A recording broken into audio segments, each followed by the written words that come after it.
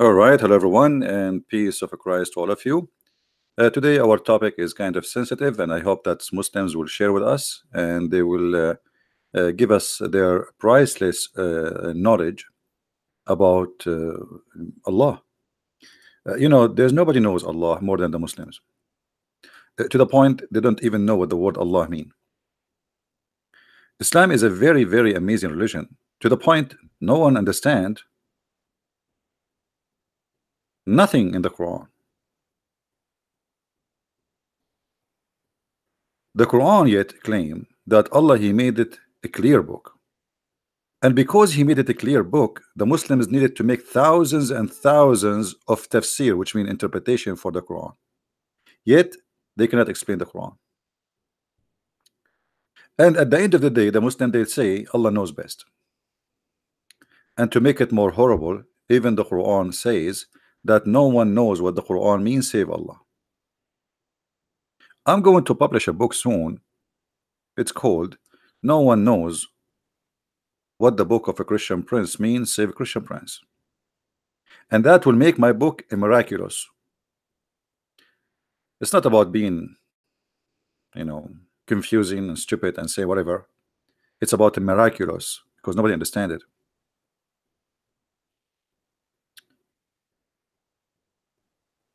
My Skype is open for any Muslim is willing to call us live on air. Please feel free. If you go on YouTube, you will find thousands and thousands of videos about where is Allah.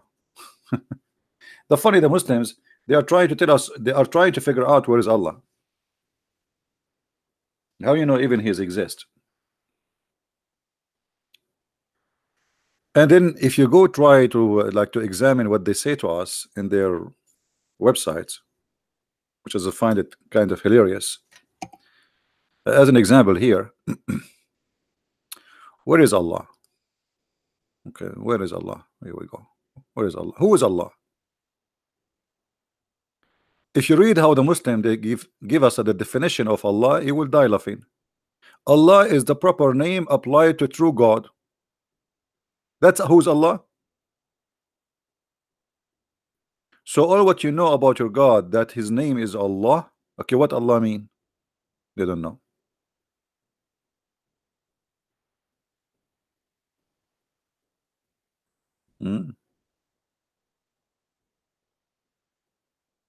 Who is Allah? All the excellent divine names and attribute perfection. Allah is one and unique. He has no son. Nice to meet you guys. Allah have no son. He has no partner. He has no equal. He has no he is the sole creator, the sustainer of the universe. Every creature bear witness to His oneness. So why Allah want to kill the pigs? If every creature bear witness for His and what do you mean we bear witness for His creation? Here we go. I don't bear witness. I mean, what is that? Is that a definition, or this is a statement of somebody he believe blindly? All creation they believe in His oneness. Who are those creations? Cockroaches, cats, rats, dogs, goats. What do you mean? So you see here right away, when they start trying to present their God for us, they are making a statement which is silly. What do you mean? What does this mean? I thought you are going to tell me who is Allah. Or what you are saying to me, an assumption, a theory, that there's someone you don't even know, you never met, you never heard. Muslims, they never saw Allah, they never heard Allah, never spoke to them, not even once. This is why I call him the muted Allah. Allah is a mute God. And not only that, the Muslim they say to us that Allah, after He sent Muhammad, He went in a strike. Muhammad is the last prophet. Allah is now in a mute.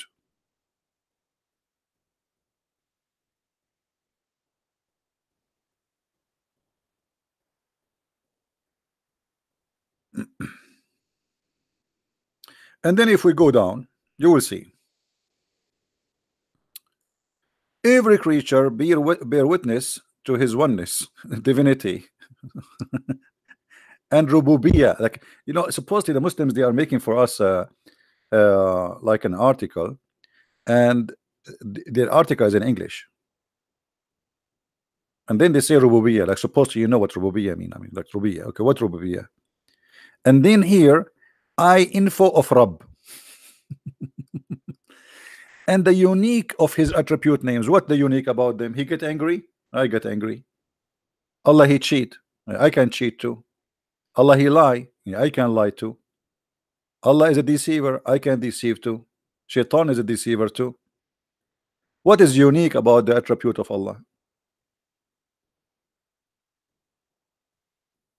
What is unique about his attribute?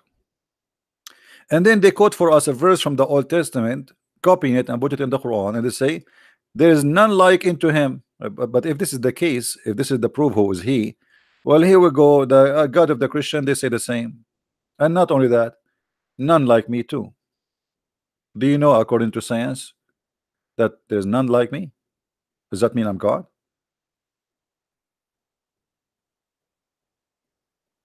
Until now, they fail to tell us who is Allah. Oh, what they are saying to us, uh, a fantasy statement, like somebody he saw a dream, and then in a dream he told us he did not even see who he's talking about. Like the Muslim did not even see the one they are talking about. Did Muhammad see Allah? No. Did he spoke to Allah? No. So what Muhammad knows about Allah? What Muhammad knows about Allah, that there is a guy, he came to him and he squeezed him, and he told him read in the name of your Lord. That's it. How we know that the one who squeezed Muhammad is not the devil? And since when, in order to make you a prophet, I need to squeeze you? What is the purpose of the squeezing? Muslims, they take things without checking it out. An angel of God, yet he is squeezing his prophet. Why?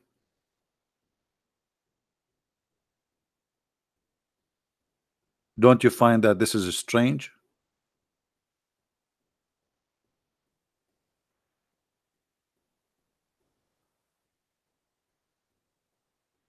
The first time the angel he came to Muhammad, he hold him so tight and he squeezed him 3 times. Okay, why? And Muhammad did not even know who is the one is squeezing him. And not only that, he did not even ask him who you are. Have you ever heard of somebody squeezing somebody? He don't ask him who are you? Stop touching me. Maybe the prophet, he used to be squeezed, so it was normal for him to be squeezed. That's why he didn't ask who are you.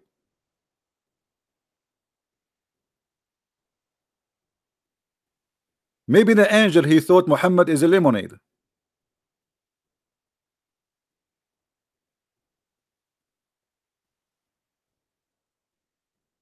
All the story does not make sense.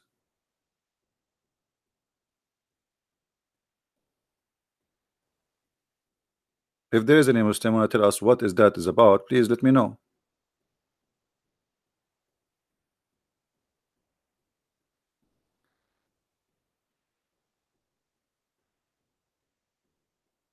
Do we have any Muslim in the chat? My Skype is open in case you do not know. If you like to call me, and you are a Muslim only, please. Only Muslim are welcome to call me live on air.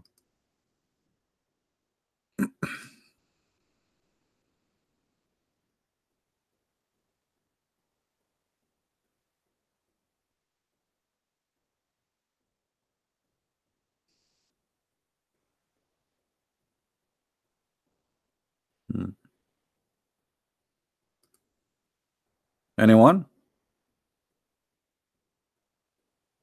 Now let us go to something else. In the same article, they say to us,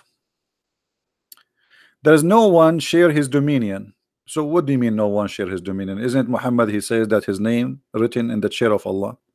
Is that the dominion of Allah? The chair of Allah is not even free from the name of Muhammad. When a Muslim convert to Islam, what he have to admit? He have to say Shahada. What the Shahada? Is it saying that God is Allah? No. You have to say Allah and Muhammad. So Muhammad and Allah, they share dominion. Not only they share dominion of the share and the authority, they share the dominion of knowledge. If you go and search in the hadith,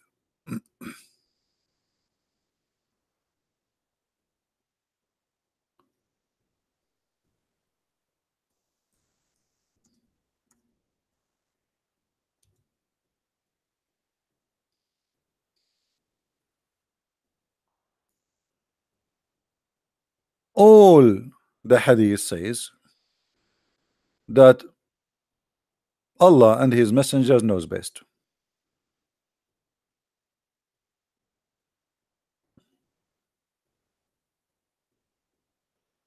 Is the dominion of knowledge shared by Muhammad, which mean Allah and Muhammad, they have the knowledge? What do you mean when the Muslims and Muhammad agree with them that Allah and his messengers knows best? What does that mean?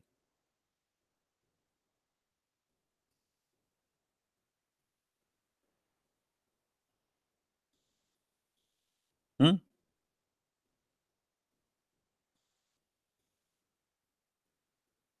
How Muhammad, he is sharing the knowledge of Allah? And you notice how they associate the name of their God with the name of the man who his name is Muhammad, claiming that Muhammad have the knowledge of Allah and Allah share the knowledge of his own with Muhammad.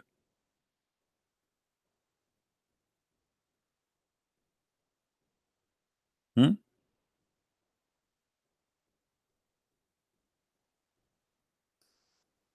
Allah and his apostle knows best. You see, if I say that me and Elohim knows best, that means I am claiming that the God of the Christians and me knows best. I have the knowledge of God and no one else have it. God, he shared the domain of knowledge with me. It's not about God anymore. There is others who have the knowledge of Allah.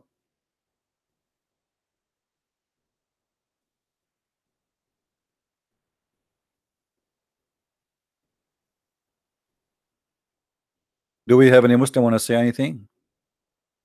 In the top of that, the Muslims, they say to us that Allah, he sent 124,000 messenger.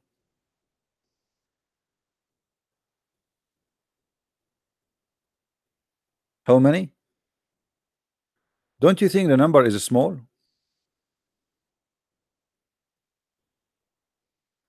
And here you see the madness. Allah, he sent 124,000 messenger and Muhammad is the last one. Why? I mean, is that fair?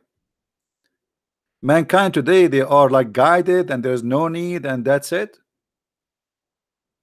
124,000, which means Allah, he was popping messengers and prophet like eggs, like a chicken laying eggs. It's like an ant. The queen ant, she lay a lot of eggs. Question: who can name for us the 124,000 prophet? Who is the prophet for India? By the way, according to the Quran,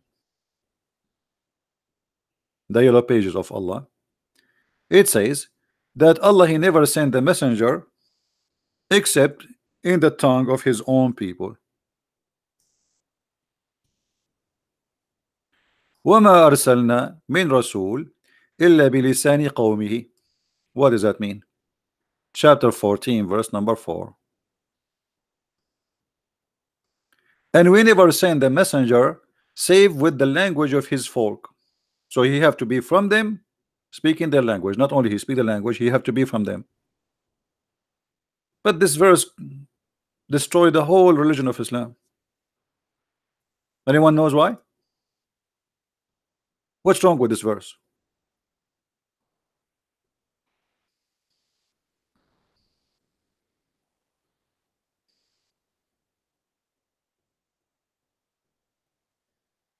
What do you think, guys? What's wrong with this verse?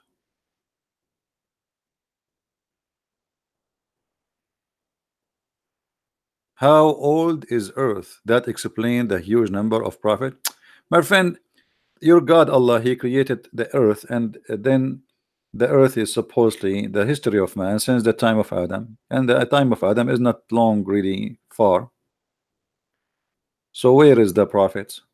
I'm asking very simple questions. India alone have hundreds of languages, hundreds, I think maybe 400 languages. That's mean Allah He should send 400, at least 400 messenger to India alone. 400 prophets. Name one. Can you name one for us? And this verse have a problem, big problem. Actually, Islam is shish kebab because of this verse. Who noticed what the problem with this verse? Who noticed? This verse is a disaster. This verse is a disaster, proving that the one who wrote the Quran is an idiot.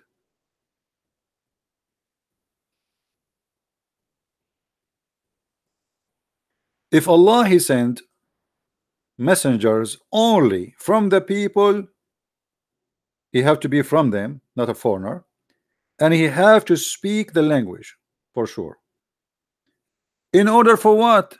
Logical. Allah is using logic for the first time. He's getting smarter. He says in order to make it clear for them. That's wonderful. How Muhammad is a messenger for the Bangladesh? How Muhammad became a messenger for Zakir Naik? Is he from India? Is he from Bangladesh? Is he from Pakistan? Is he from China? Is he from America? Is he from Europe? In order to send the messenger, he have to be from them. Speak the language of his folk. He have to be from the folk, speak in the language of the folk in order to make it clear for them. That's mean Islam is a false cult. Because the one who speak Arabic is a very small number. And actually not all of them are Arab. And the verse is so clear. He have to be from the folk, speak in the language of the folk. Somebody saying to me, I did not get it.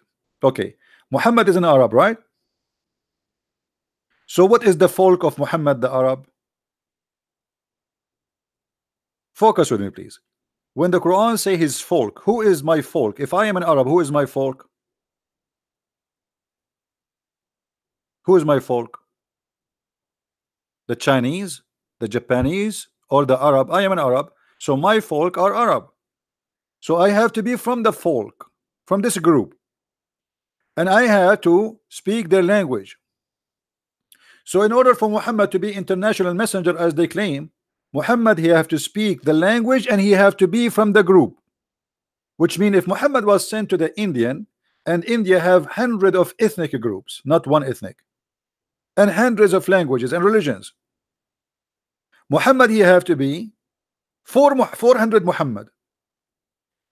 400 Muhammad, each one of them is born between one of the folk of this nation.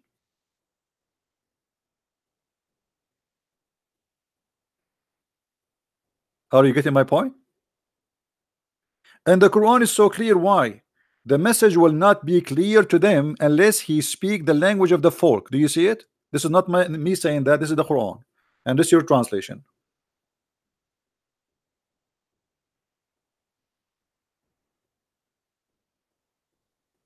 So Muhammad is a false prophet because Muhammad is not from the folk and he don't speak their languages. So Quran getting Muhammad busted, showing the contradiction. And look, the Quran make it clear, we never sent. Do you see the word we never?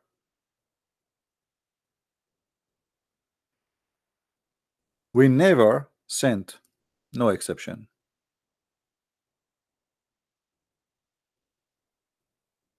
We never sent a messenger save he speak the language of his folk.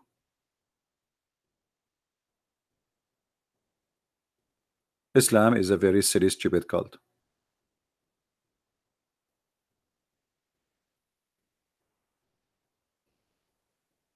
Blugly, we don't want to change the topic. Let's focus on this topic in front of us. So here you notice that the 124,000 messenger, they have to be, each one of them at least, speaking the language of his people. But if we go in the Quran, we will find that the most of the messengers are to the Jews. Allah did not send. Did Allah send a Muslim messenger for the American Indian, who there are many tribes and many languages? Did He send to the Chinese, who there are many nations and many languages? Did He send to the Russian? To what is that is about? And when the Quran says, in order to make the message clear for them, that's mean Allah will not send the message unless it is in your language, so you will understand it. Is the Arabic a clear message to Zakir Naik? Shabir Ali, Zakir Naik, Ahmed Didat, all of them, they share one thing: none of them speak Arabic. I made a video about Didat, the funny Didat, who is making himself a scholar, but yet he do not know how to read Arabic. You believe it?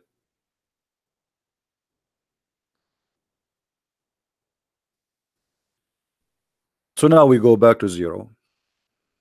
There's no way that the God, if this is a God who is saying this verse, he is the God of Muhammad, because the God of Muhammad made it clear: I will never send a message to you unless it is in your language with the prophet from your people, in order to make it clear for you.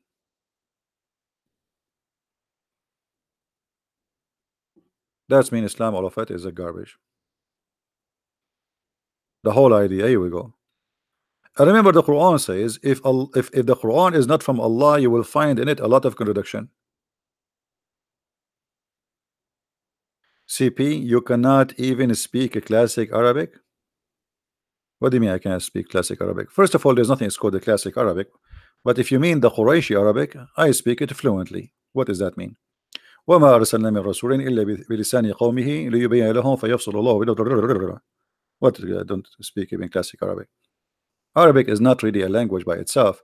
Arabic is many languages. It's a collection of languages. But because of Islam, the official language became the language of Muhammad, which is Quraysh. But there's nothing is called really Arabic. Most of the Quran we see in front of us is nothing but other languages.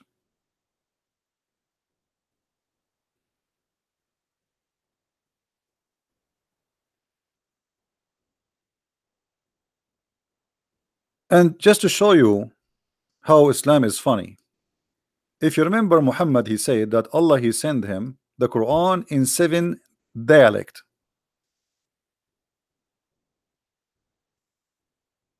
Why seven dialect?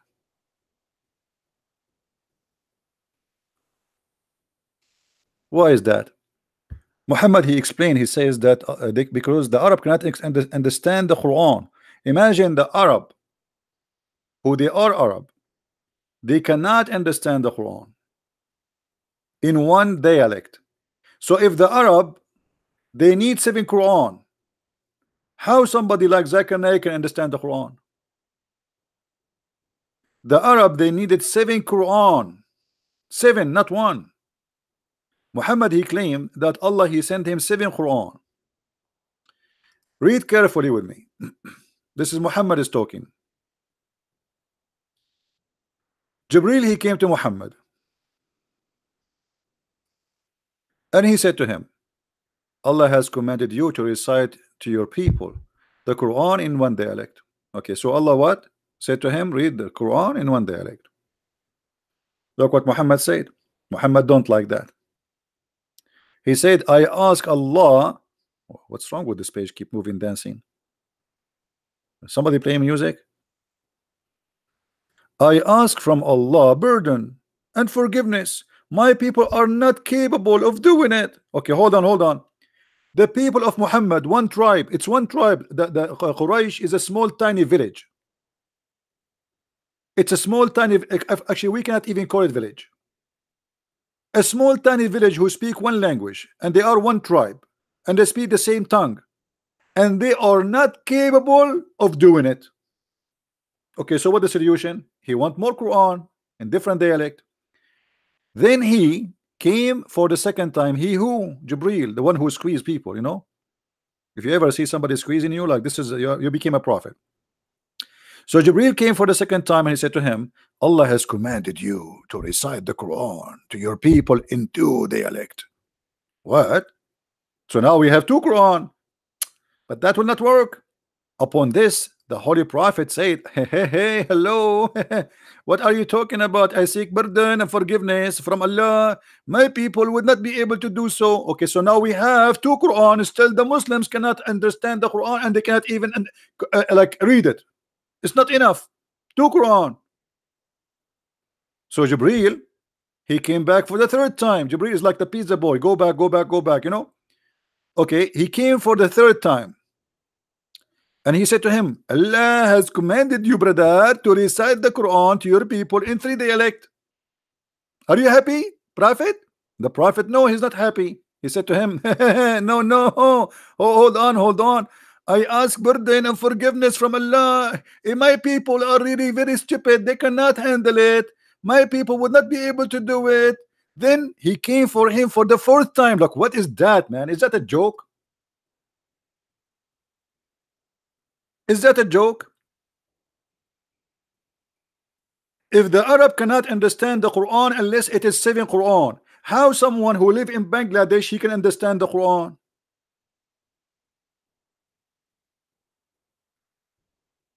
And where are the 7 Quran?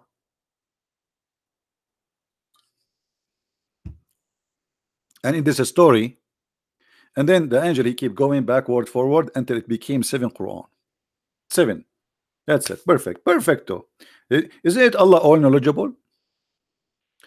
Muhammad is correcting Allah order. Allah he says be one dialect. Don't Allah knows? Look like Muhammad is out to smart his God, because his God he thought one Quran is enough. Muhammad didn't agree. 2 Quran is enough. Muhammad don't agree. 3, 4, 5, 6. Muhammad don't agree. At the 7, Muhammad he said, okay, now that's fine.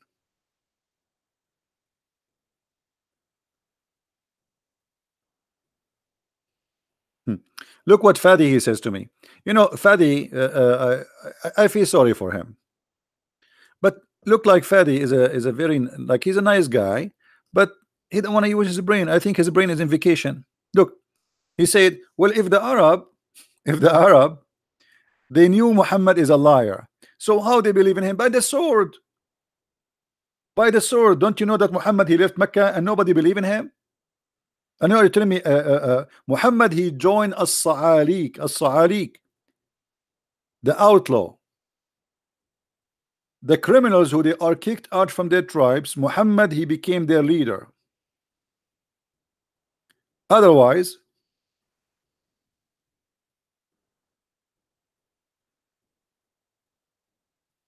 the Arab they said hundreds of times that this is nothing but stories, fabulous stories, fairy tale story, and you are acting as if you don't know. They accuse Muhammad that he is stealing information from many people who they live as slaves in Mecca, Assyrian slaves, Syrian slaves who speak Hebrew and speak Aramaic. And Muhammad he answered them in the Quran, saying to them, and we know well that they say only man teach him. They knew he is because he go and listen to those guys, and falsely, you know, because this is a clear Arabic. You know what a clear Arabic? We just show you where it says in the hadith that the Arab cannot understand it. How it's a clear Arabic yet he needs 7 Quran. I mean, do you see how clear it is?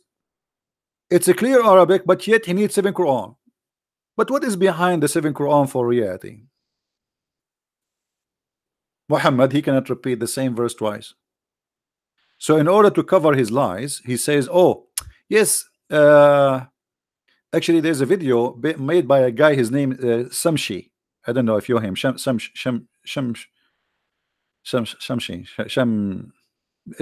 something, you know, that's like sound like a Chinese. So Shamshi he said that there is 2 Muslims He was reading a hadith, supposed to refute us as a Christian. Two Muslims, they were reciting the Quran differently, and they fought over it. The first one, he said to the other one, I heard the Prophet saying it differently. The other one, he says to him, you are a liar. The Prophet did not say it this way. I know how he said it. Then one of them, he dragged the other one to Muhammad. He said, I wanted to kill him because he is reciting the Quran wrongly. The Prophet said to him, okay, you recite.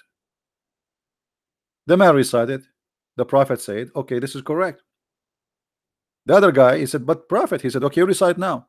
The other guy recited differently. Muhammad, he said to him, that's correct too, because this is how Allah, he sent it to me. He sent it to me in 7 ways. So Muhammad, he, in order to cover his ass and his lies, because he cannot repeat the word of Allah twice correctly, he needed to fabricate that Allah, he sent him the Quran in 7 ways.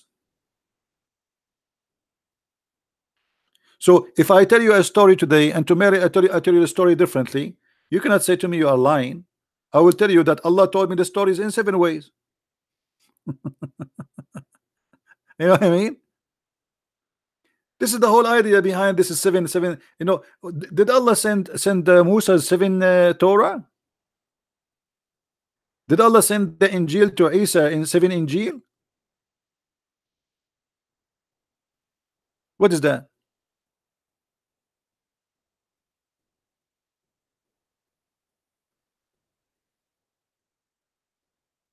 And what he mean? My people are not able to do so. So how somebody who live in Pakistan now, he is reading translation is Yusuf Ali and it's enough for him? The Arab who speak Arabic, they are not able to do so.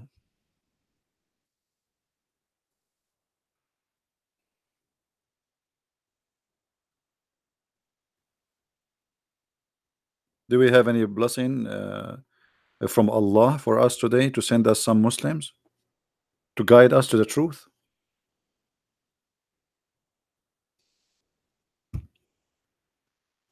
I want a Muslim to guide me so I can get the versions. I really need versions. Even if I go to the store, I buy virgin oil. I mean, I love versions.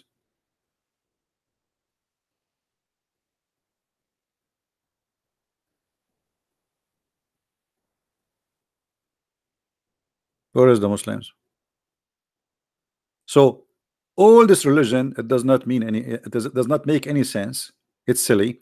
In the top of that, the Muslim, they made thousands of articles about scientific miracles in the Quran, amazing discovery in the Quran, when the Quran is the most stupid book.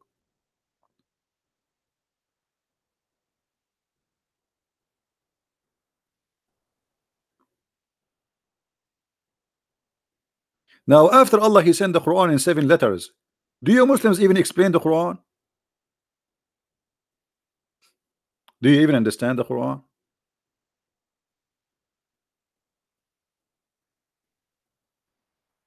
Okay, what do you mean reference? We are showing you the reference. Reference for what? The one in the screen? Anytime you see something in the screen, you can freeze it and you can type the exact word in the screen and you will find it in Google. Prophet Google is very helpful. Like even if I don't show you the reference, the numbers as an example here, it might be even better for you if you type like a sentence, full sentence as exactly as it is in Google, and you will find the reference.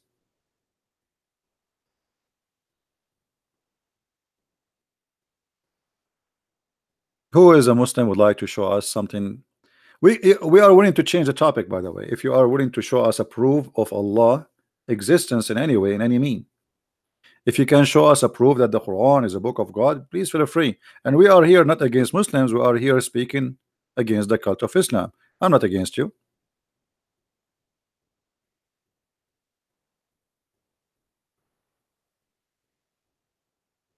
Yeah, we spoke about that, ABC, about the death of Muhammad. You can watch my previous video. If you go back in my channel, it says who killed the prophet. You can watch it. Do we have any Muslim would like to call us?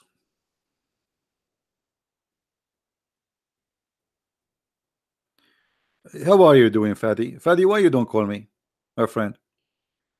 Guys, what do you think if we give a Fadi a chance to call us and show us something powerful about Allah? Anything. anything to make Islam look better.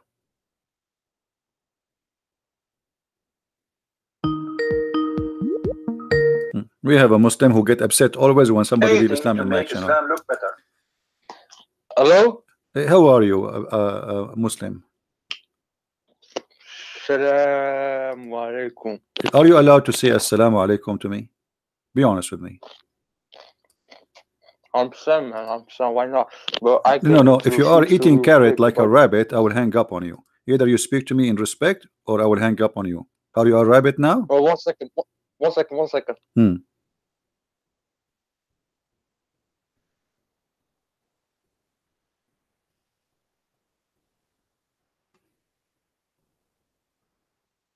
By the way, rabbits are Muslims too.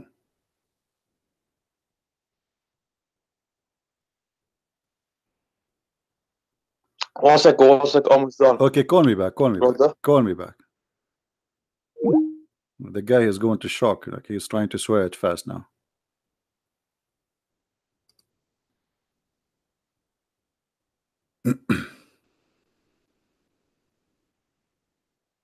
This guy, each time somebody leave Islam, he called me right away. He says, this guy is a liar. He's not Muslim. He cried badly. I feel sorry for him. And just wait, he himself will leave Islam sooner or later. If you are a Muslim and you have a knowledge in any way, and you think you can give us something solid, good about Islam, please feel free. We like to hear you. Matt, are you a Muslim? Matt Chow? If you are a Muslim, you can call me, no problem. You do not need to ask me. If you are a Muslim, call me.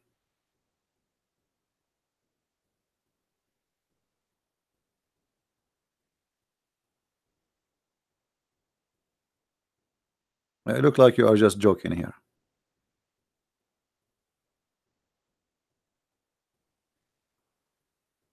Do we have any Muslim would like to call us?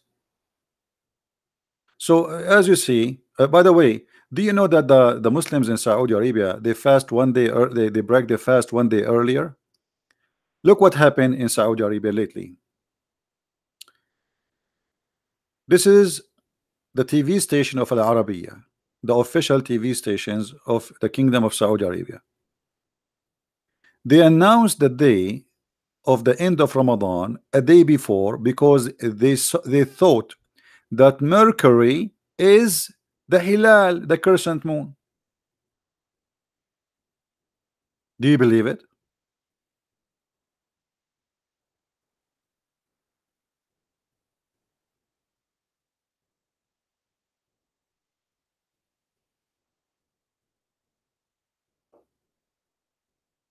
They bought telescope from the American. Look, they are waiting for the Hilal, the crescent moon. And then at the end of the day, they thought that Mercury is the crescent moon. And now all the Muslims in Saudi Arabia, they broke their fast a day before the end of Ramadan.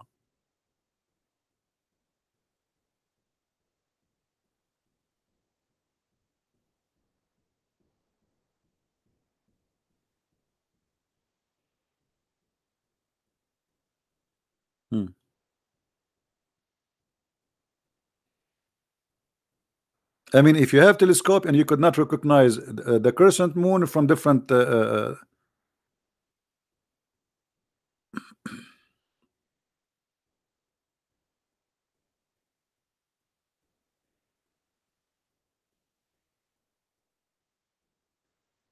right, Shikika, I'm glad that you are using the knowledge with your mother-in-law, and I hope soon she will leave this cult. So what happened to this guy? Is he going to call us?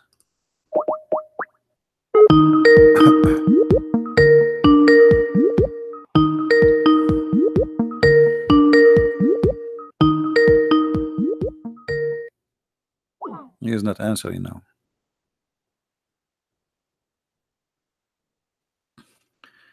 Anyway, Islam is very easy to prove to be a stupid cult, and you do not need to be a genius to prove it. And here we go, we are here to challenge. You see, Those who claim they have knowledge in Islam, do they dare to have an open line like us and take calls? I will call you. Like this guy, his name Nu'man Khan. Nu'man Khan, he received text messages from girls, but not from me. Can I text you? Can I call you? What about Zakir Naik?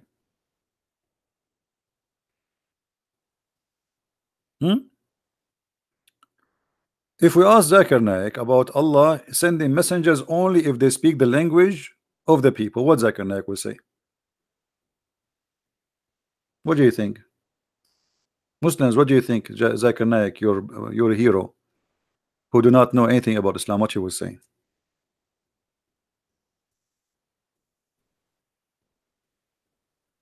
He will come with a fabrication. Let us call him.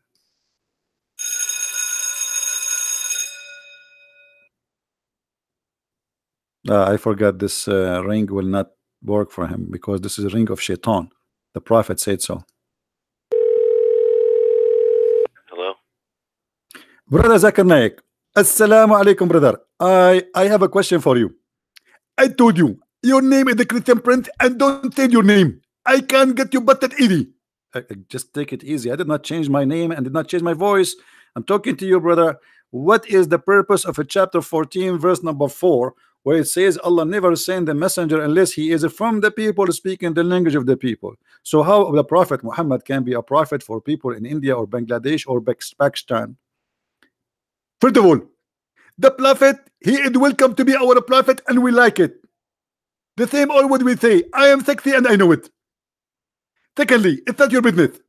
But we are trying to understand what the Quran is saying, how he can be your prophet if he is not from Bangladesh or Pakistan or India, and he don't speak the language of the people. As you see, the Quran says, in order to make it clear for them. And let me explain to you. First of all, the Quran is so clear for us, and I will explain it to you. If you go to the book of Tafsir al-Bukhari, it says that the Quran is so clear, and because it says it's so clear, this is why it's very clear. But your answer is not clear for me yet. The Quran says Allah will send only messengers to those who he speak their language, and Muhammad, he don't speak your language, so how he can be your messenger? At the old day, the Prophet Adam, he came to India, and he used at that time speak Arabic, and this is why the Prophet, he was the prophet for India too, because we are originally Arab. Adam, he came to India, and India was Arab. And the Prophet, based on that, he is a prophet for India because originally they are Arab. Absolutely. And we can prove it for you. As an example, the Arab, they like to eat rice. We like to eat rice. They like to eat curry. And we like to eat curry. And they like women, and we like women. So obviously, we are one nation, and you get your basid. And don't call me again.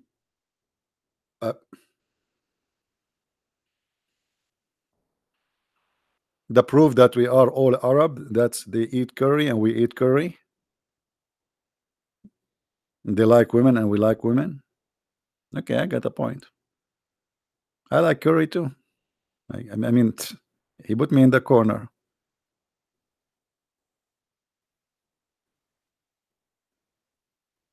Any Muslim want to answer this?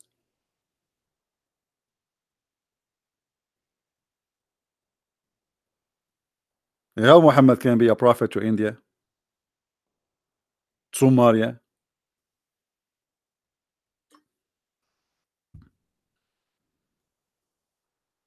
All the countries around the world. The Quran says Muhammad, he cannot be a prophet for them.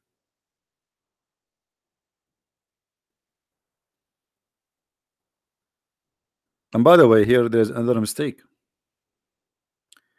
Does the Quran says Allah will send it to his folk? But isn't it the Quran say that Allah, he sent sent Moses and Aaron to Pharaoh?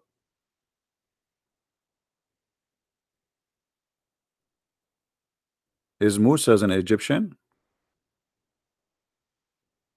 The Muslim, they say to us the only messenger who is a messenger for all mankind is the Prophet. What does that mean? Abraham, according to Muslims, he came to Mecca. Abraham was an Arab.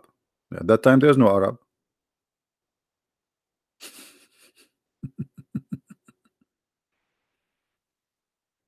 Who is a Muslim would like to call us? Does Hilal mean the crescent moon? Yes.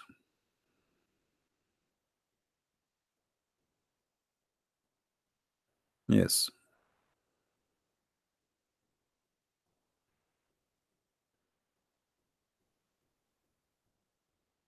And Hilal actually is coming from the same as we explained before, where Hil al al is a word meaning God, the same as Baal.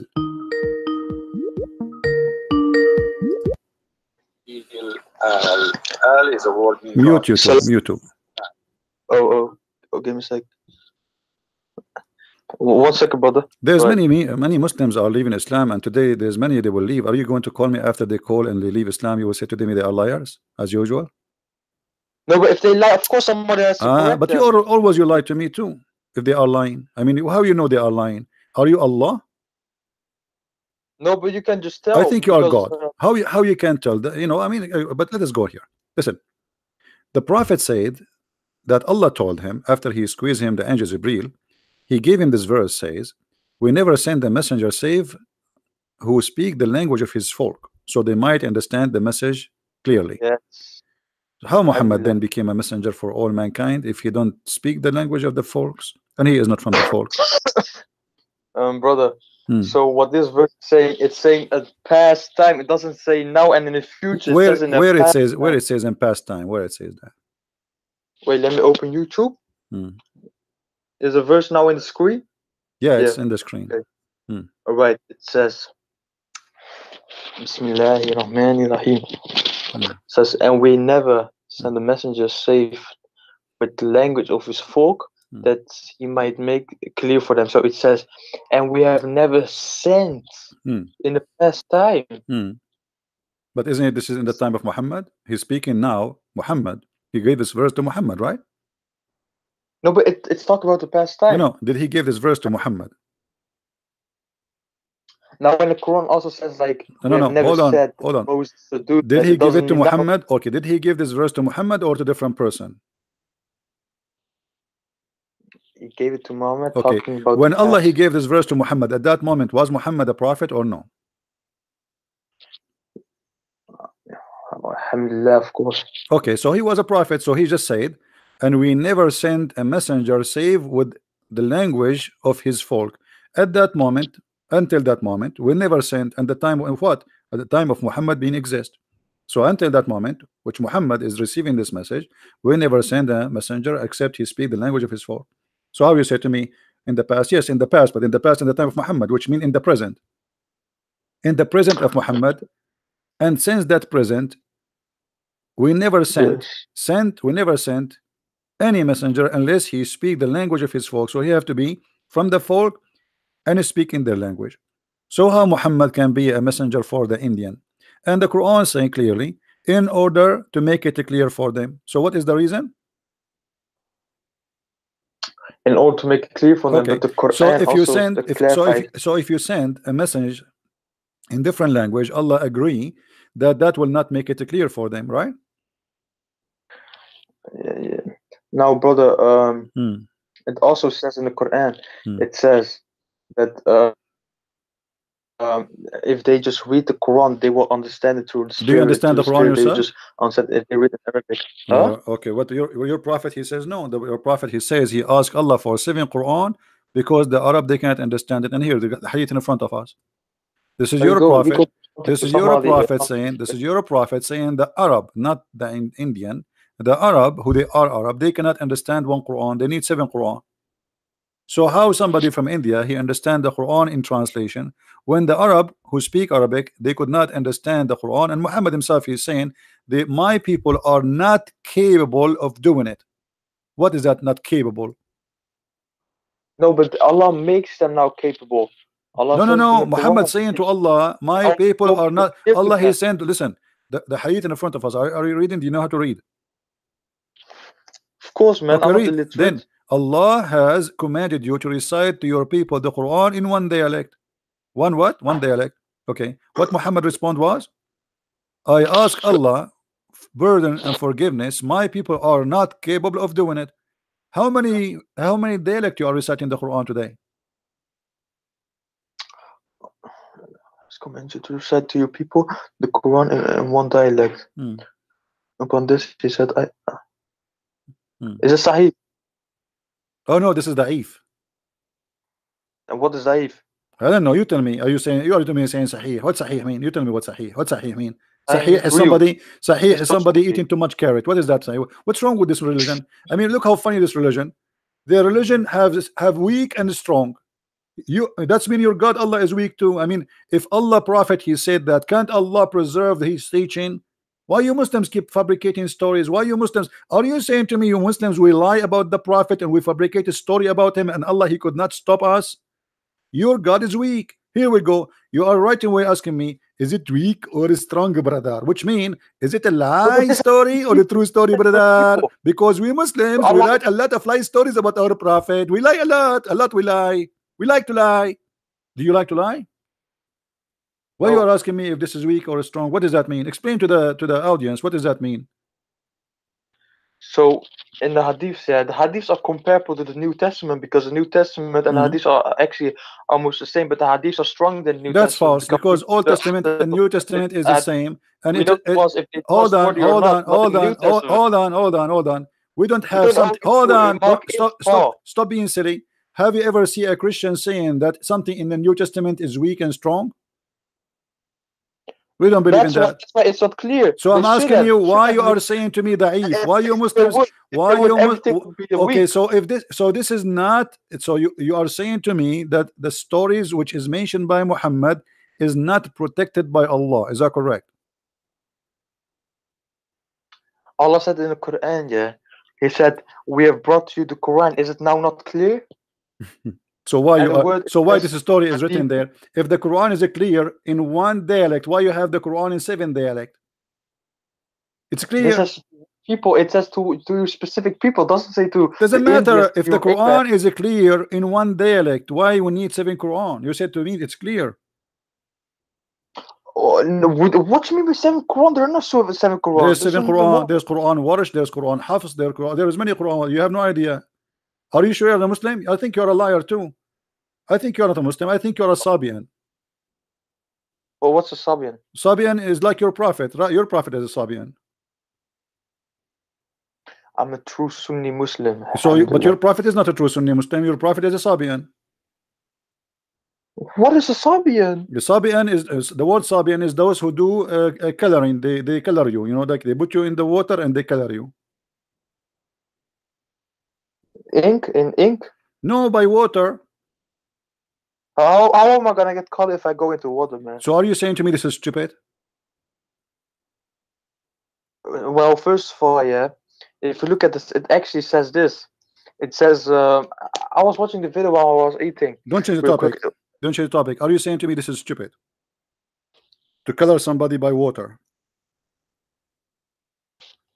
It depends. It depends because in the Bible it here says. We go. You say here we go. Now it's depends. So what depend? What depend? Either you say yes or you say no. What does that mean? No. Well, even if in your Bible it says that God gave Moses another color when he put his hands in his bosom. I'm asking you in your Quran, in his bosom.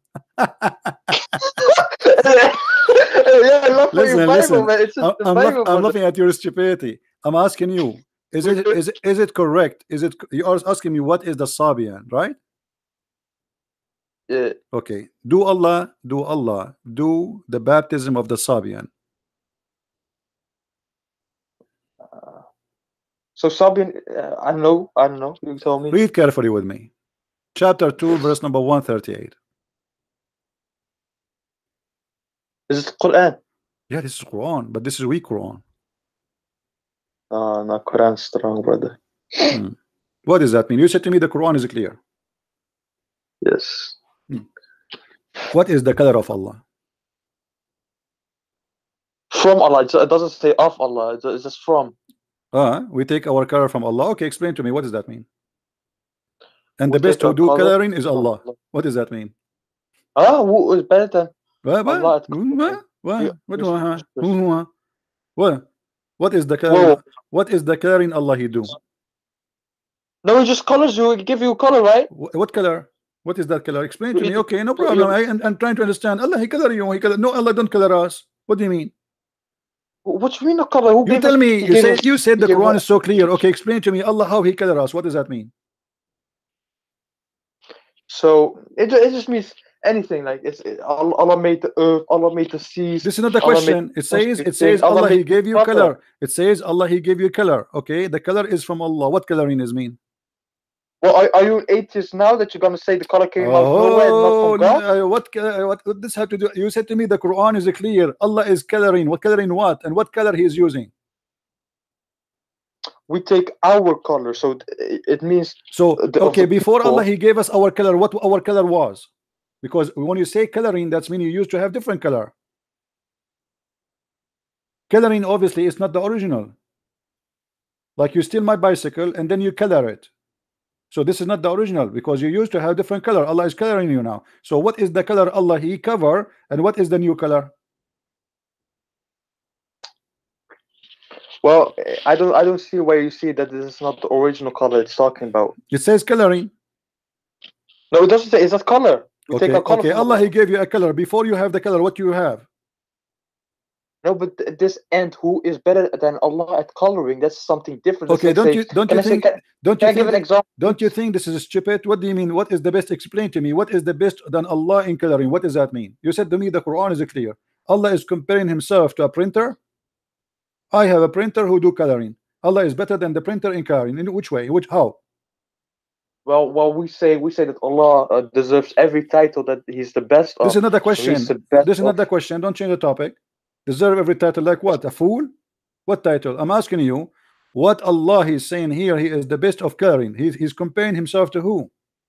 Because when you say he is the best of coloring, that means he is comparing himself to others. Who are the others? Anyone, a living creature, something. Okay, so Allah is comparing himself to creatures. I thought you cannot compare Allah to his creatures. Wait, are you saying that God in the Bible it doesn't say that God is the most high? He is the most.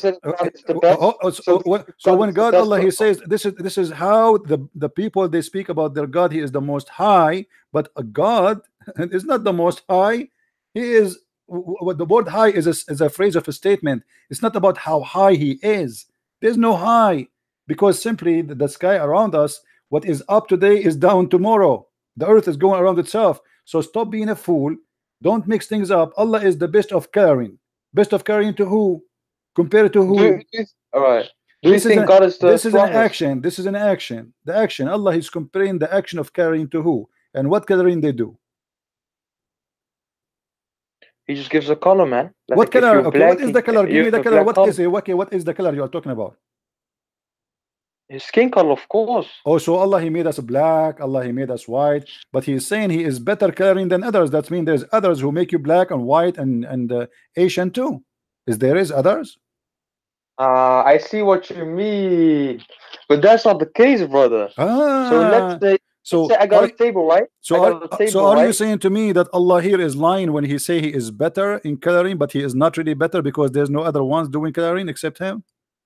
So it says at coloring in general. It doesn't say like color skin.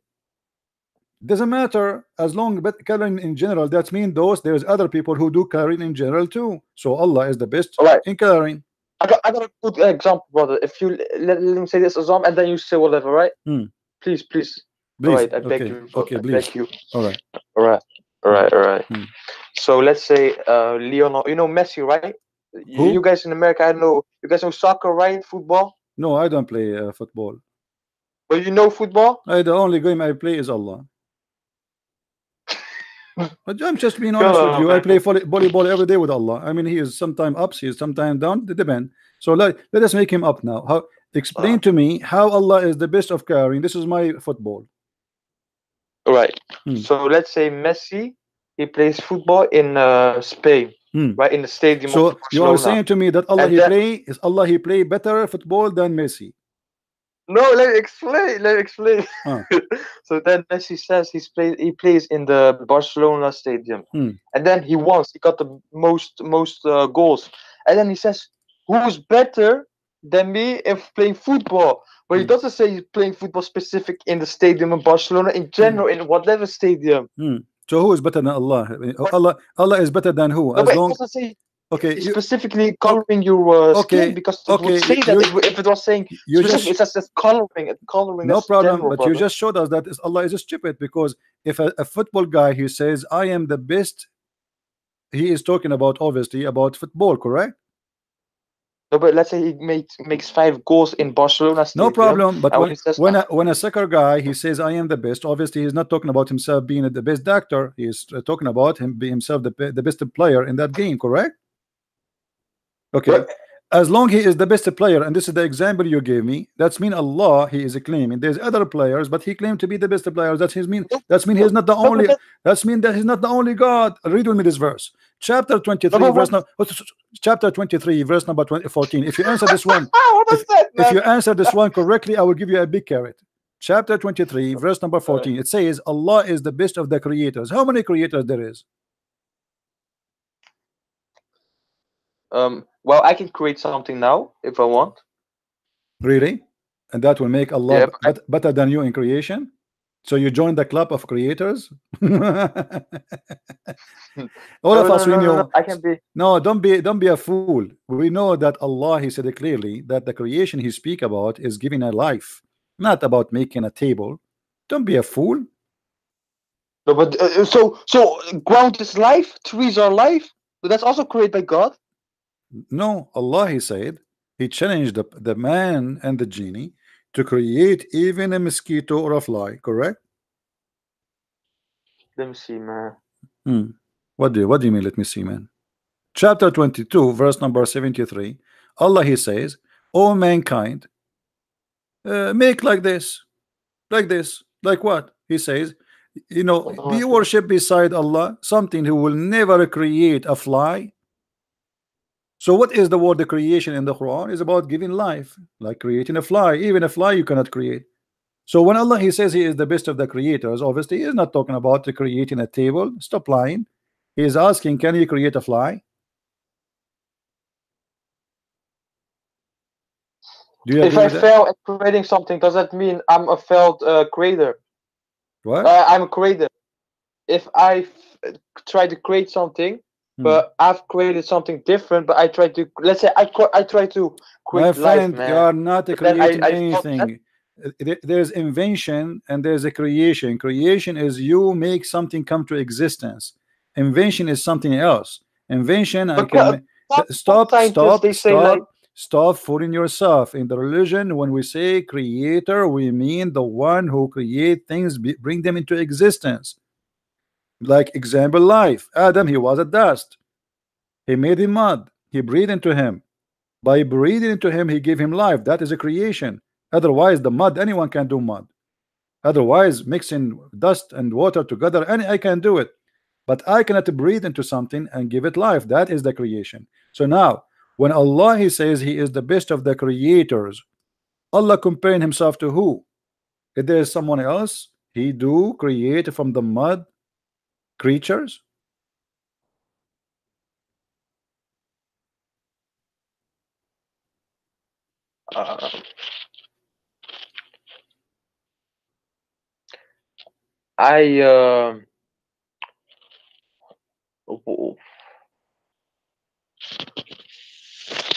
Do you want to call a friend? Probably, man. What about you take a carrot? No, I already ate the carrot, man. So like the carrot is not working. We need something else. What about camel urine? The Prophet, he ordered Muslims. Are you drinking camel urine? I think your weakness because you don't. Tell me where the one says drink camel urine. What about it? Oh my. Wait, brother. Wait, my mic dropped.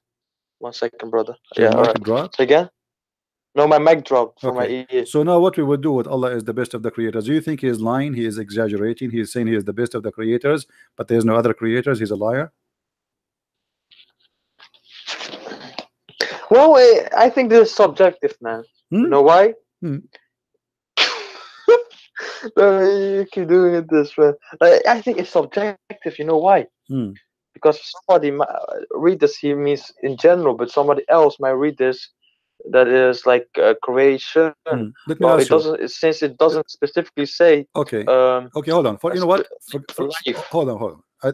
You see how clear the Quran for you? Obviously, it's clear. And you, I mean, the Quran is so clear. Here it says, "And we have created above you seven baths." What does that mean? The Quran is clear, right?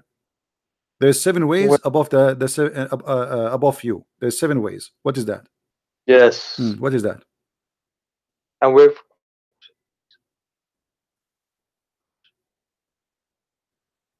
I know, maybe in the tafsir. In tafsir. I thought the Quran is clear.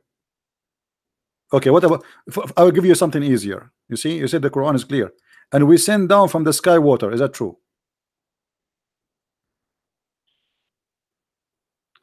Brother, when you accept that the Quran is Don't change truth, topic. yeah, Is it you true? accept Is it true everything what that is in it. it true that the water is coming from the sky?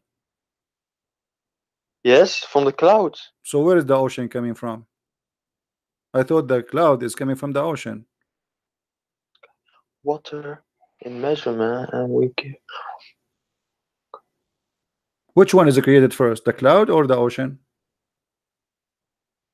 No, the cloud. Look. Even before there was any water, there were no clouds. I'm asking you. So which one? Okay, no problem. I'm asking you. Make it simple for me. You know, I'm not smart like you. I don't eat carrot too much. Which one is created first, the cloud or the ocean?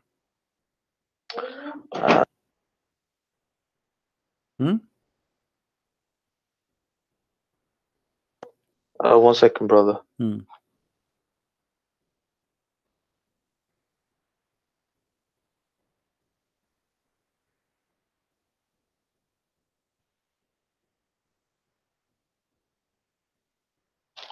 Could you repeat that question? Sorry. What do you mean repeat the question? I just said the question to you 3 times already. Okay, I will squeeze you this time with the question, because Muhammad, he was squeezed when he became a prophet. So I will squeeze you 3 times and give you the question. Now the question is, which one Allah created first, the cloud or the ocean?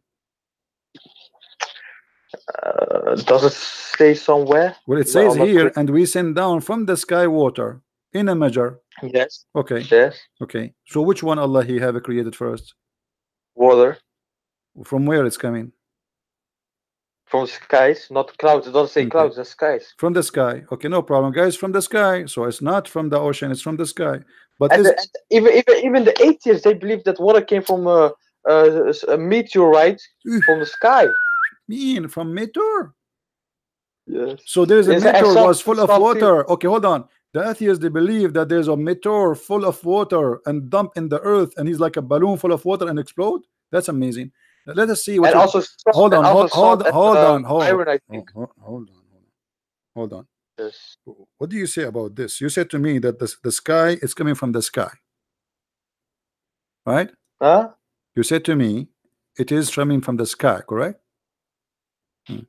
So what this hadith is saying now here? That Allah, before he created anything, even before he created the earth and the heaven, his throne was upon the water.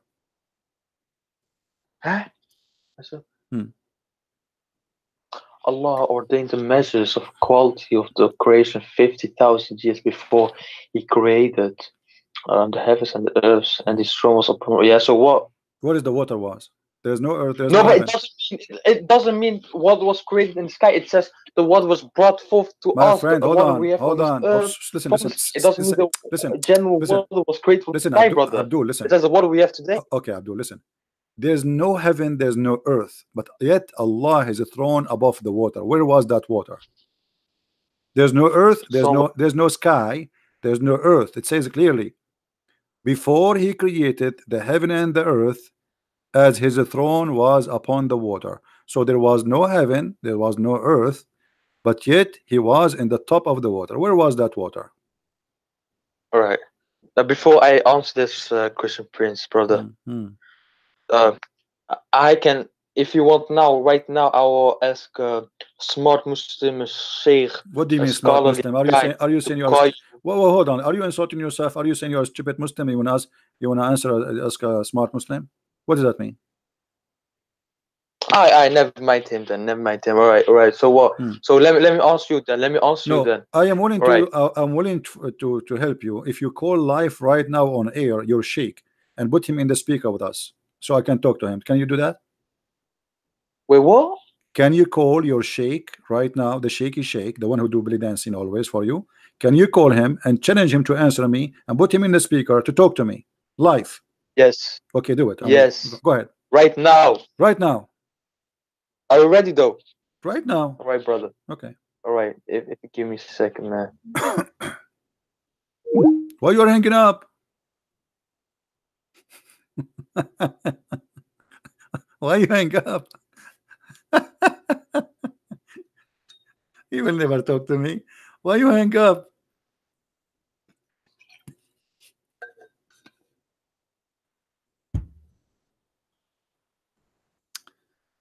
Okay.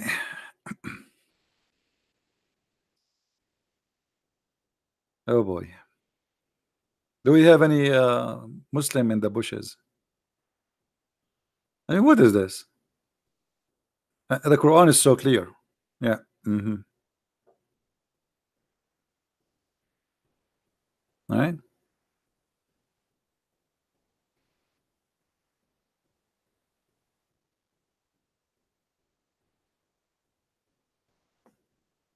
One of the funny thing about the Quran, that Allah in the Quran keeps saying, did you see? Did you see? See what? We saw nothing. Guys, did you see how the sky is blue? Okay, what does this have to do with you? Did you see how I created the sky? Okay, did you? No, we did not see when you created the sky. Okay, did you show us? I mean, you keep saying, did you see? Did you see? I mean, Allah is speaking to the blind people who is trying to make them believe, supposedly, and He's saying to them, did you see? I thought they're blind, and that's why you are trying to guide them. So what you say, did you see? They are blind, my friend. I did not see.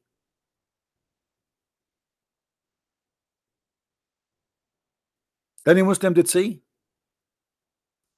They are the only nation who witnessed for something they did not so. Let us take Shahada. Shahada means witnessing.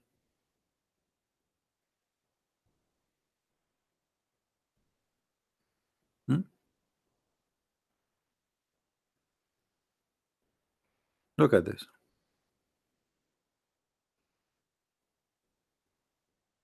All of this is speaking about, didn't you see?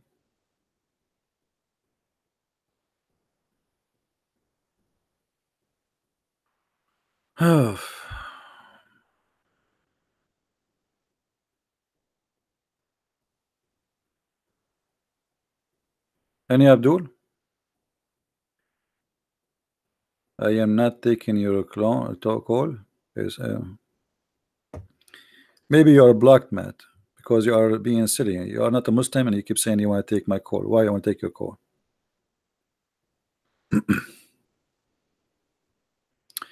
Any Muslim?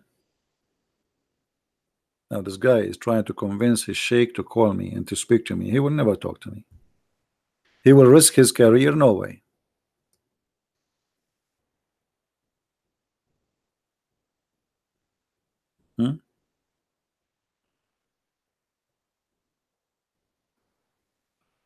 One of the funny things, the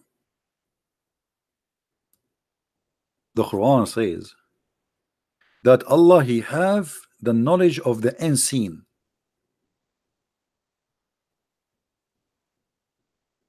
And He can see.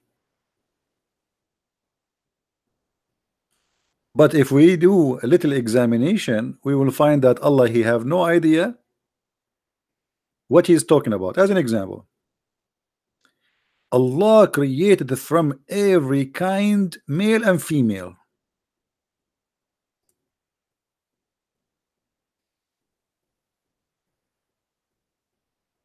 Allah is the Lord of the series, because He's a Sabian. That's what the Sabian believe. Ashara, this is why actually one of the names of Muhammad, they call him the father of Ashara, because he worship this planet. And this is an old religion, exists in Arabian Peninsula, and they used to worship it.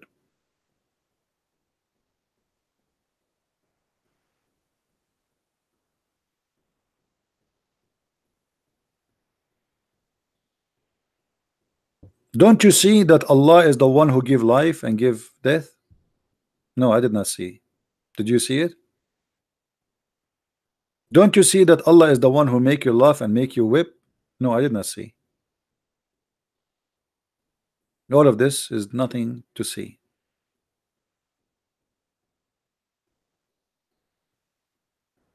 And here you find another stupid statement in the Quran, that Allah, he claimed that nobody should pay for the sin of somebody else. But in different locations, Muhammad, he make it clear that the Christians, they will pay, and the Christians and the Jews specifically, they will pay for the sin of the Muslims.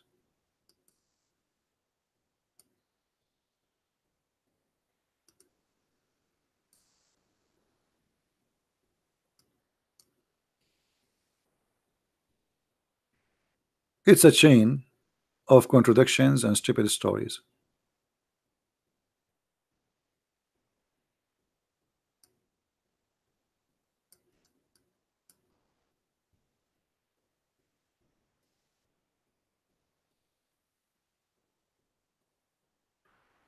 Let us see.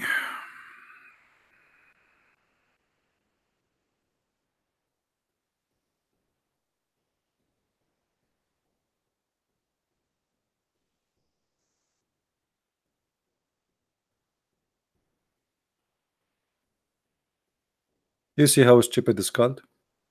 The Muslim, they say to you, is it fair that Jesus, you Christians, you say that Jesus, he paid for your sin? And they quote for you the Quran saying that Allah, he says that nobody should pay for the sin of somebody else. Let's just change the translation, because this donkey is very weird translation.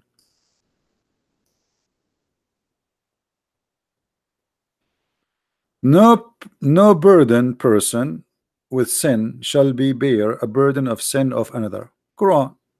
Okay, so what Muhammad is saying here?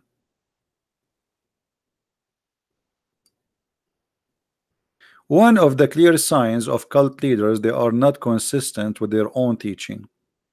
Either nobody will pay for the burden of somebody else, or people will pay for the burden of somebody else.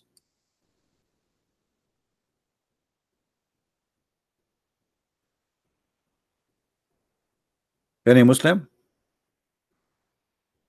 Which one should follow? Muhammad teaching or Allah teaching?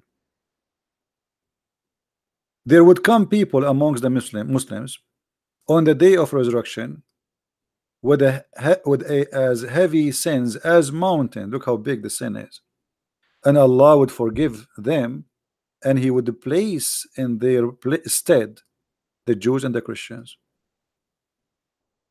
But Muslim, they say nobody should pay for the sin of somebody else. So why we are paying for sin of Muslims, which like mountains? I thought we will be punished for our sin. Muhammad, he says no. This is a hadith. Hadith mean Muhammad teaching, Muhammad statement. This is what the Muslims call it, hadith. I call it pupu. And this is the reference if you want it. You see, the funny thing about Muhammad, he cannot keep his mouth shut, and the more he talk, the more he get himself busted.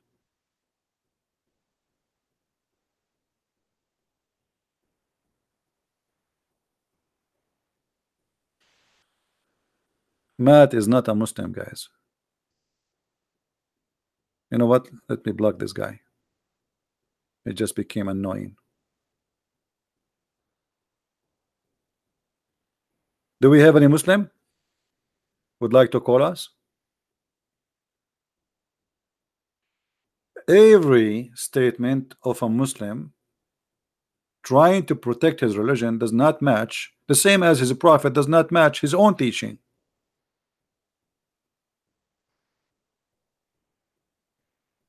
How a prophet of God, he says statement against what his God told him? Any Muslim can tell us? How he is a prophet speaking for this God, but his God says something and he said the opposite.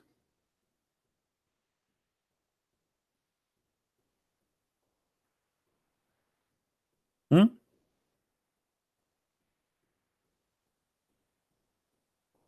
And what happened to this guy? He want to call his sheikh.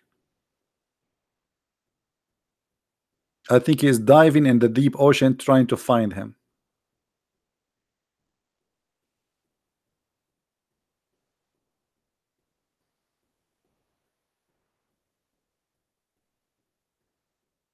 الوتين والأبهر ليسوا من مرادفات هل تكلمت عنها. My friend,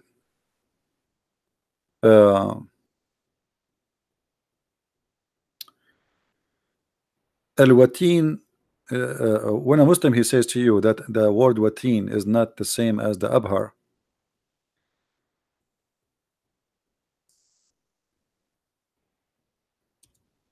it's just to defend and trying to protect their prophet,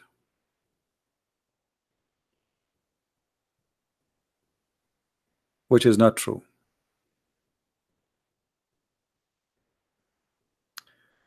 This is the dictionary لسان العرب. نيات القلب الوتين نيات القلب. It appear in Surah Al-Haqqa verse number 46. What do you want more? الوتين الشريان الرئيسي. All right, now we go to Abhar. Always Muslims, when they try to defend, they try desperately to defend, but it doesn't work.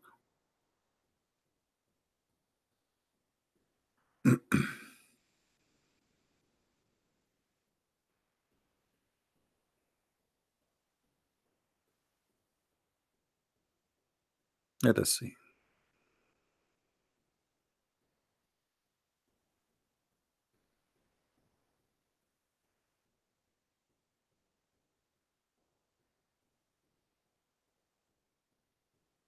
And if you have a Muslim would like to call us, he can, you know. Here we go. This is the dictionary. Al-Abhar في علم التشريح. The most or the biggest vein in the body goes from between, or the most important, between the right side and the left side of the heart. Do you see it? So both of them is the same. And this is the Arabic dictionary.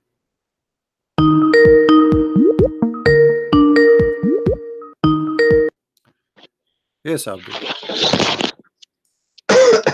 Salam alaikum, brother. Alaikum hello. Did you call your sheikh? Yes, but he cannot, it took him long to respond, and but then he cannot talk he said, to me. He cannot talk to me. He's busy. No, but I got somebody else then. He's Okay. not so knowledgeable as the sheikh, but he's you know, your sheikh is a not bit more knowledgeable? knowledgeable than me. Your sheikh is not knowledgeable. No. I mean the one I'm gonna send you right now, not the sheikh. The sheikh can't talk right now. Okay. He told me he can't talk right now. Okay. Who's going to talk to me? Hello. Yes. Wait. so I'm gonna throw somebody else at you. This guy, he's also smart. He's not the sheikh, but you know, he's smart. I learned some stuff from him. He debates Christians sometimes, but he has also a lot to learn. But he's smart. So if you could add him, I will type his name in the chat. Just invite him to the chat. This is the best way, so we will not look for him. Just add him to the chat. Okay. How can I do that? Oh, persoon toevoegen. Yeah, you can invite him to the chat. You can invite him. Yes. Give me a second. And then if you want, you can hang up, and he will talk to me alone if you want, or you can stay with us. All right. Let's see.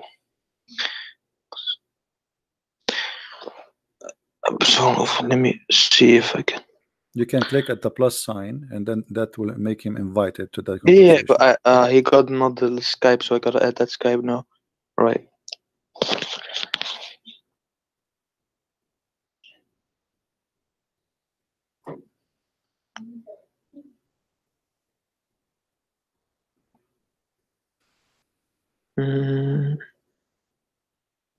All right. Something.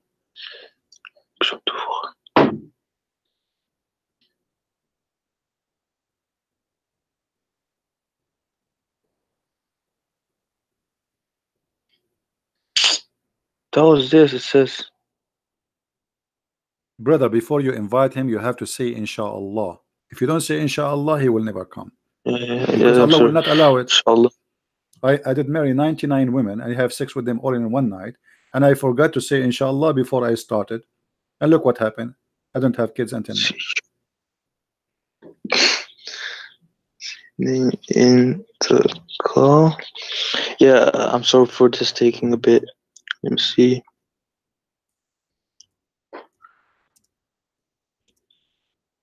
Oh my God. Don't say oh my God. Say oh my Allah. Come on.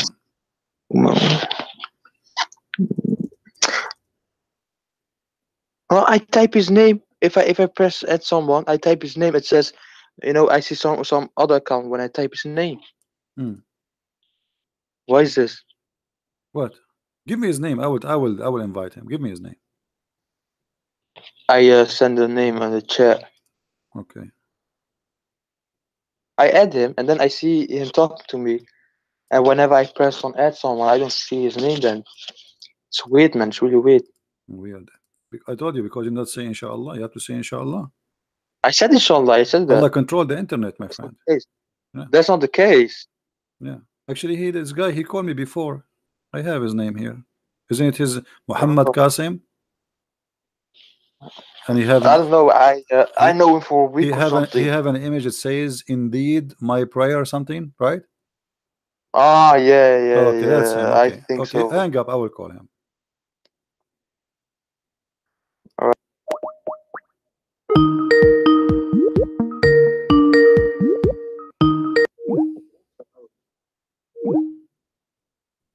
He did not accept the call.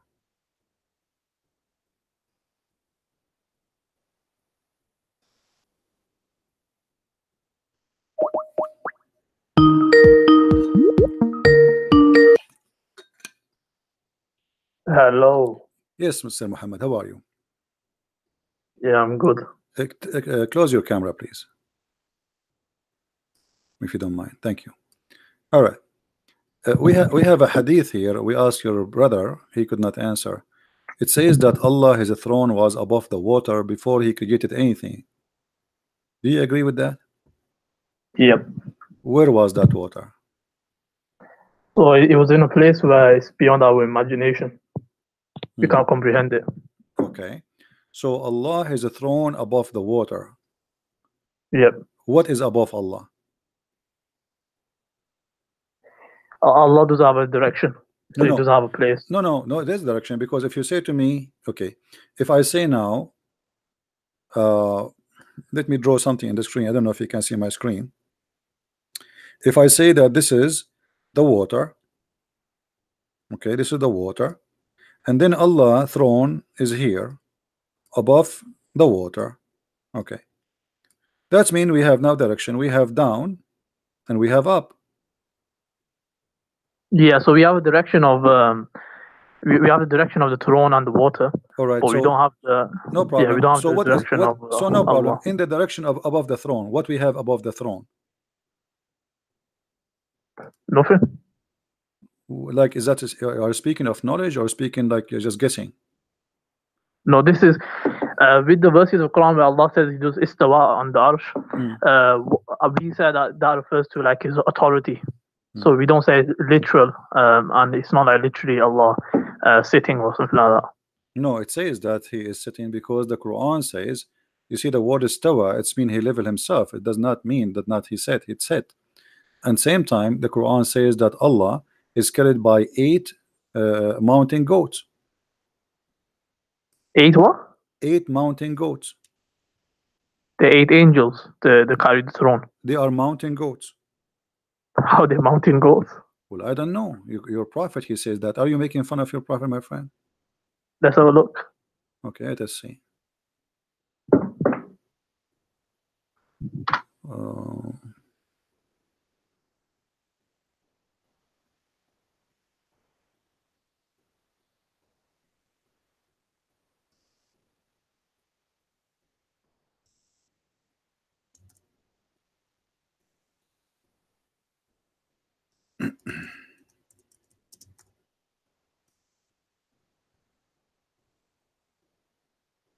All right, read with me carefully, please.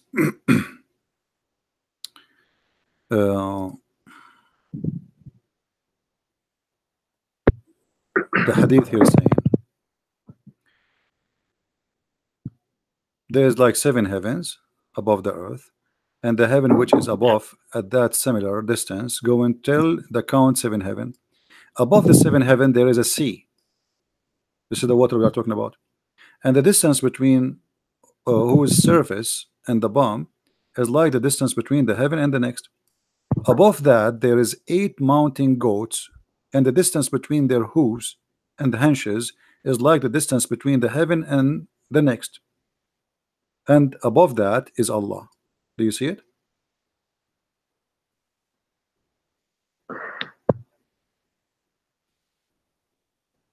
So Allah is carried by 8 mountain goats.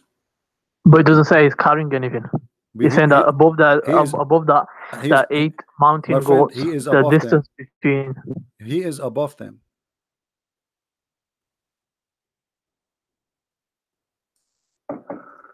Right, so he's beyond that. So he is above them. So it's all about the interpretation of the above. No problem. Let us make it clear. Are they carrying him? Those 8 goats? No. They are not. No. Okay, let us go to the Quran. You can't carry. Okay. How can you carry God? No problem. You tell me. Here we go. The Quran says, my friend, the Quran says they carry him. You said no. The Quran don't agree with you. Chapter 69, verse number 17. It says, and they carry him. Let's look at the verse. And those angels are goats, according to your prophet.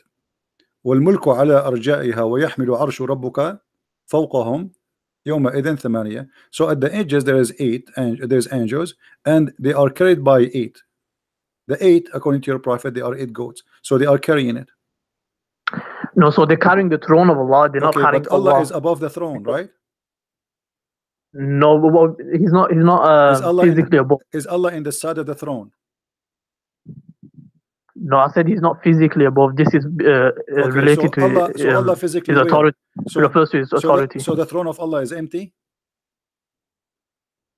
Yeah, it's empty. It is empty. Yep. I don't know what's going to be on top of it. Where the Quran says وَعَلَى الْعَرْشِ اسْتَوَى, and on the throne he lived himself. Yeah, that's what you said. He refers to his authority. He doesn't refer to literally. No. Who said that? Who is the one who says to you authority? Yeah, this is a principle. Okay, hold on. But Allah was creating the earth and the heaven before he left up to the throne. So if the throne is the authority, that means Allah, he left the authority there, and he have no authority to create anything. But the Quran says that Allah, he created the earth, and then he created the heaven, and then he went and he leveled himself upon the throne, correct? So what does have to do with the authority? He have the authority wherever he go. Are you saying to me that the throne of Allah is a metaphorical statement, is not a physical throne?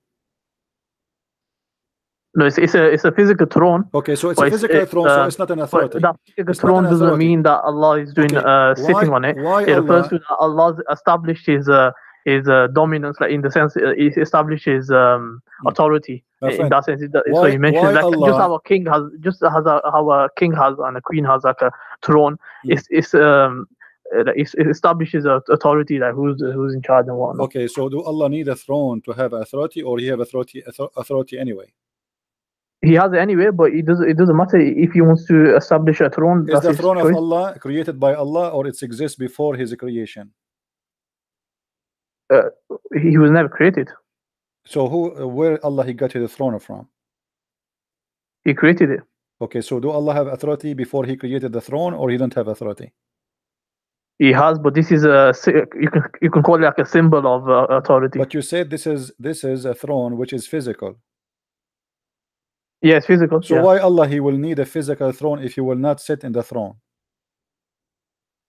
It's just to show show who? Just to the angels, or you can call it people as well. So why the angels are carrying the throne if there is nobody in the throne? To show the authority, like the throne is so massive. If size of it is so massive, and it makes people. What do you mean show the authority? What do you mean show the authority? He is the one who created them. What more they want?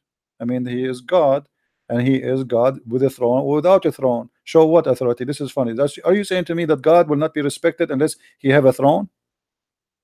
He will still be respected, but I'm saying this is so what something what God intended to do it, so that's his choice. We don't dwell in why. I mean, how would you know why? Let us go back to zero. Hold on.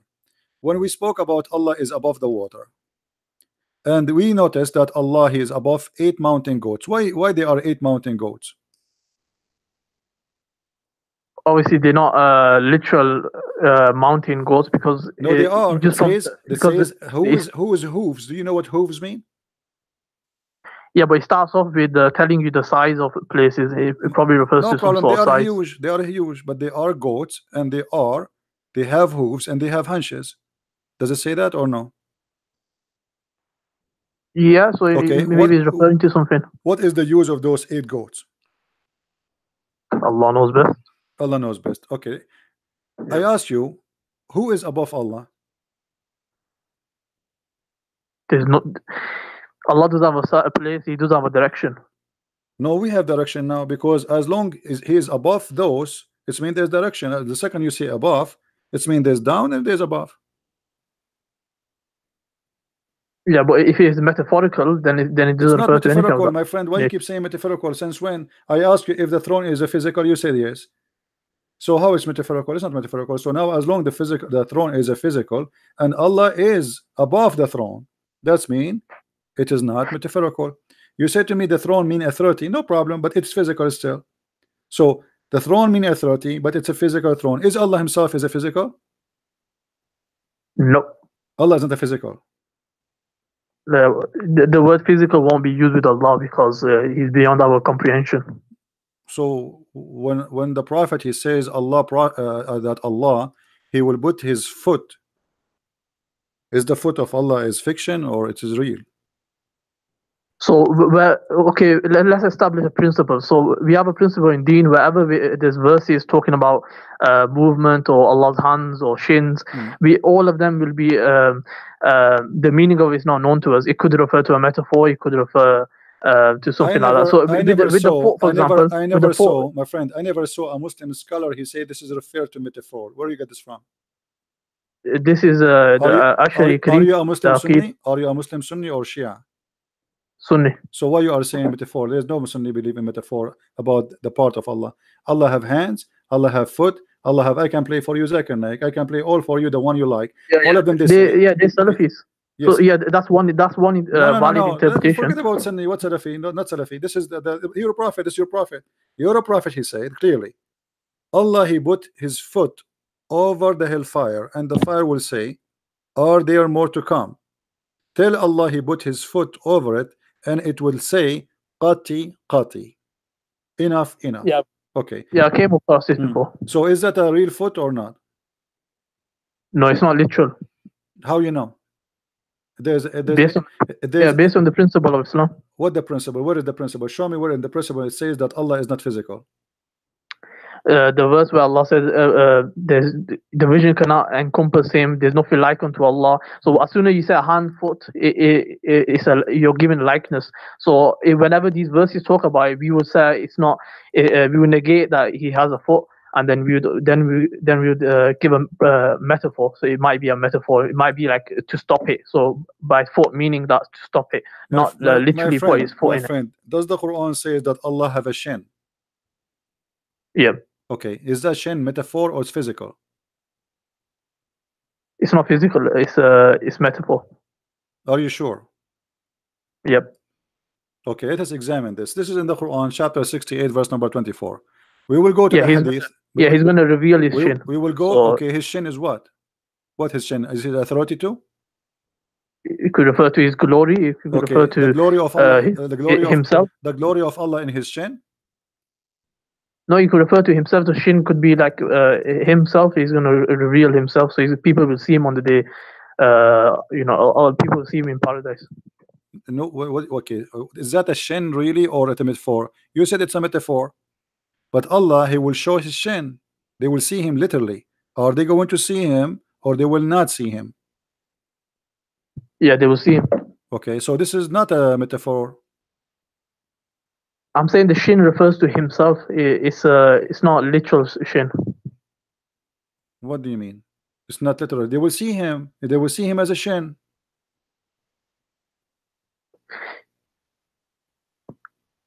So like I've just explained to you, we have a principle. By that, My friend, you are interpret confusing yourself. Is the shin of Allah metaphor or it's a physical shin? It's not physical. It's a metaphor. Okay. So it refers to something. It could be refers to himself. But you said you will, but you said himself. Okay, but you said they will see him.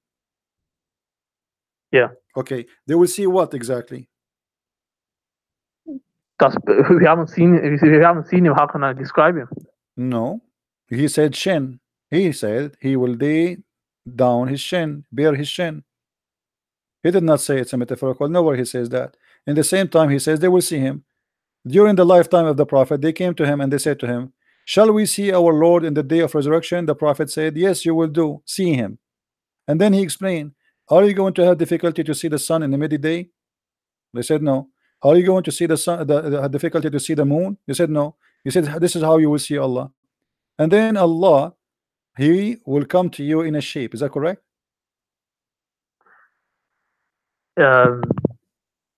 So the narration says something like that. I'm asking you, do Allah have a shape? Nope. So this is beyond this narration is beyond our comprehension. How will it happen, house and whatnot. So I thought in my understanding that Allah has a shape. So anyone who believes that Allah has a shape is wrong. Yeah. Okay. They're wrong. They can't believe that. All right, guys. Did you hear it? He said anyone believe that Allah has a shape is wrong, and obviously he's have a false teaching. That's Muhammad, because Muhammad is the one who says Allah will come to them in a shape other than the one they saw first time. Read it with me.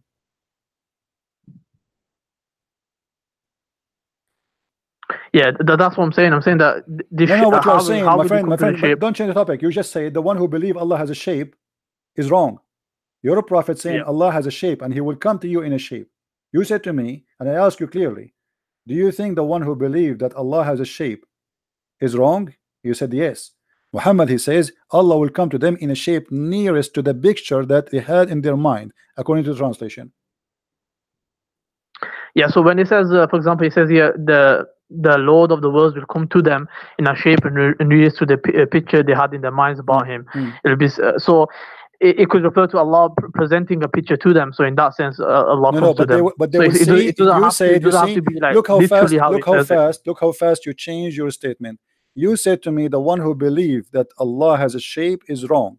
Muhammad, he says he will come to them in a shape. So he is inside that shape, and that shape is physical. When you say shape, it doesn't say that though. No, it says that shape. The word shape is a dimension. The word shape is a dimension, and you know that. Yeah. So I know the shape. So Allah is where is Allah? Allah has a shape is wrong. Where is Allah? Allah is inside that shape. Do you agree? Nope. Well, it says that. Read with me carefully. Allah will come to them in a shape. In a shape. So he is in that shape. It's in front of you. What do you mean now? It could also refer to Allah will bring a shape. You keep saying to me it could be, it could be. Well, there's no it could be, because in front of us it says no. It says you will see him by your eyes, and he will come to you, which means he's coming moving physically, and then he is coming in a shape. So what is could be?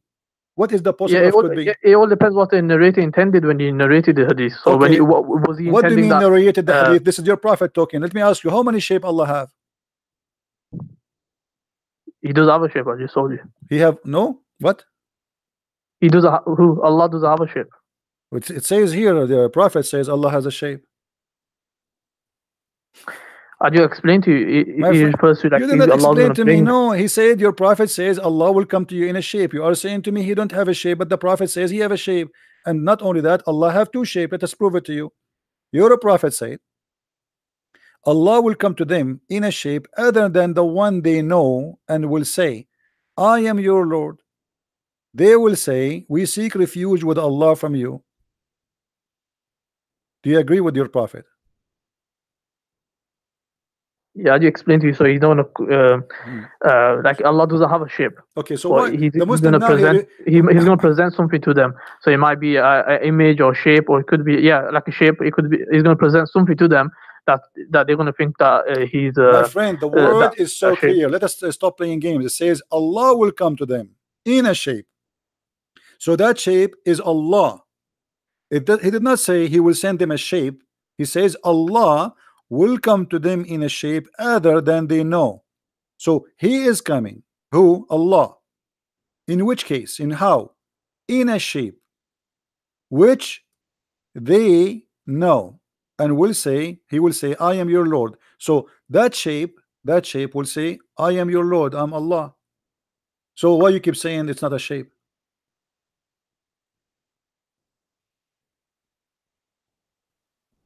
Okay, I'll look into it more, find out what's the explanation for this. No problem. How many shape Allah he have? He does have a shape, I'll just explain to you. I mean, my friend, you are really funny. Why you keep saying to me there's no shape, and the Prophet he's saying Allah will come to them in a shape. Allah, he will not send a shape, he will come to them in a shape. So Allah now, he have a form, and that form is a shape, and he will say to them, I am your Lord. Who is talking? The shape, which is who? Allah. And you keep saying to me there is no shape. Yeah, it's based on the usul of the Quran. What usul al-Quran? What usul al-Quran? What usul al-Quran? Where is that? There's Show me. nothing like unto Allah. So what? There's Nothing like him. unto Who Allah. said there's something like the shape? Who said that the shape like something else? Who care? It does say, like, you are assuming that the shape is like me or like you. We did not say that. He says he will come to them in a shape. So why you are jumping to make this statement? So Allah will come to them in a shape. We do not know what the shape, but yet the Muslims, he will come to them in a shape which they know, and they will say to them, I'm your Lord. And then they will say, for sure, you're our Lord. How many shape Allah you have? You have two shape. Is that true? No, but I'll find out more about the narration. No, before you find out, here we go. It's in front of us, my friend. It's in front of us. Because Allah, Yeah, first time, he will come to them in a shape. Hold on. Yeah, Allah will come to them first in a shape other than the one which they know. And the Muslims will refuse him, and they will believe he's shaitan. Read really carefully. When Allah, he come to them in a shape which they don't know, Allah will come to them in a shape other than they know, and will say, I am your Lord. They will say, we seek refuge by Allah from you, and you know, this is our place which we will not follow you, you are shaitan. So you Muslims, you refuse what in this Allah here? What is the rejection?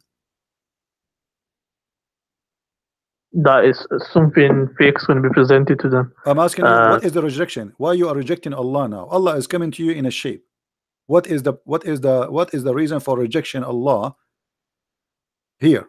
Why you reject him? He says to you, I am Allah your Lord. You say to him, no, you are not. We seek refuge from Allah from you, which means you are shaitan. Why you Muslim think he is shaitan? Why you reject him? Yeah, like I said, I need to find out more about the narration. You need to find out. Okay, you know what?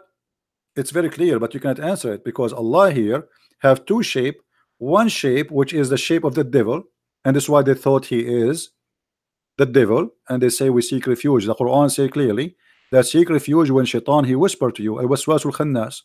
So when you say we seek refuge by Allah from you, that means you are saying to Allah you are shaitan, and we will not follow you. No, even if you take it literally, that he has a shape and all that, that doesn't prove your point in the sense that, because all he's saying is that Allah's gonna, if you're gonna take your perspective on it, so he's gonna come in a shape, then he's going to, you know, show my image, for example, what they had in their mind. So when they're seeking refuge,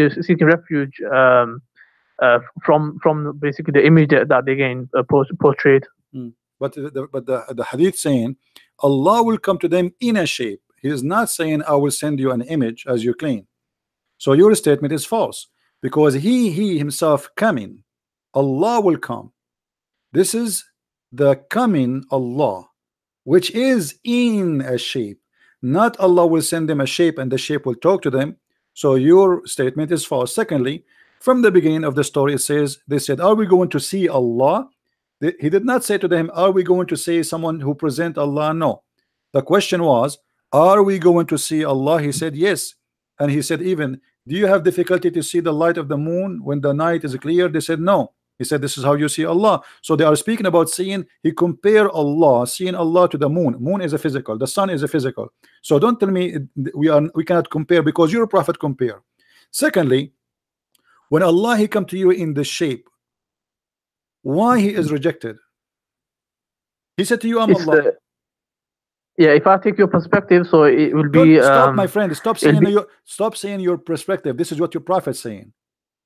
This is not me. Read with me carefully. They said to him, are we going to see Allah? Not imagine Allah. Are we going to see Allah in the day of resurrection? Some people say it, O Messenger of Allah, shall we see our Lord in the day of resurrection? He said, do you crowd and squeeze each other on looking at the sun when it is not hiding by the cloud? They said no. He said, okay, do you crowd and squeeze each other to looking at the moon when it's full and it's not hiding in the cloud? They said no.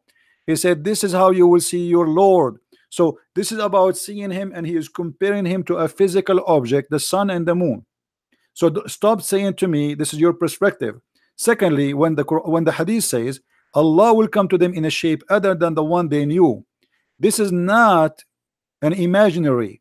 This is he's telling you a fact, a statement of movement. Allah will come. Allah is coming. Allah is not appearing. Allah will come. Allah will come to them in a shape other than the one they know, and he will say, I am your Lord. In return, the Muslim will reject Allah, and they will say, we refuse you. We seek refuge by Allah against you, which means they believe he's a devil. Question: why they refuse Allah? So they don't refuse Allah, they refuse the image that's like other person or whatever in their mind. Thank you, guys. They refuse the image of Allah, the shape of Allah. Why they refuse the shape of Allah? No, this I'm just saying that that's your perspective. So I'm commenting on that. My perspective. This is not my perspective. Even then you're wrong. Then you're wrong. It's in the front of us, and stop playing games, please. It says he will come to them in a shape. Who is the one is coming? It's not an image walking by itself. It is Allah coming. Allah in that shape. And yet the Muslim, they will reject that shape. Why?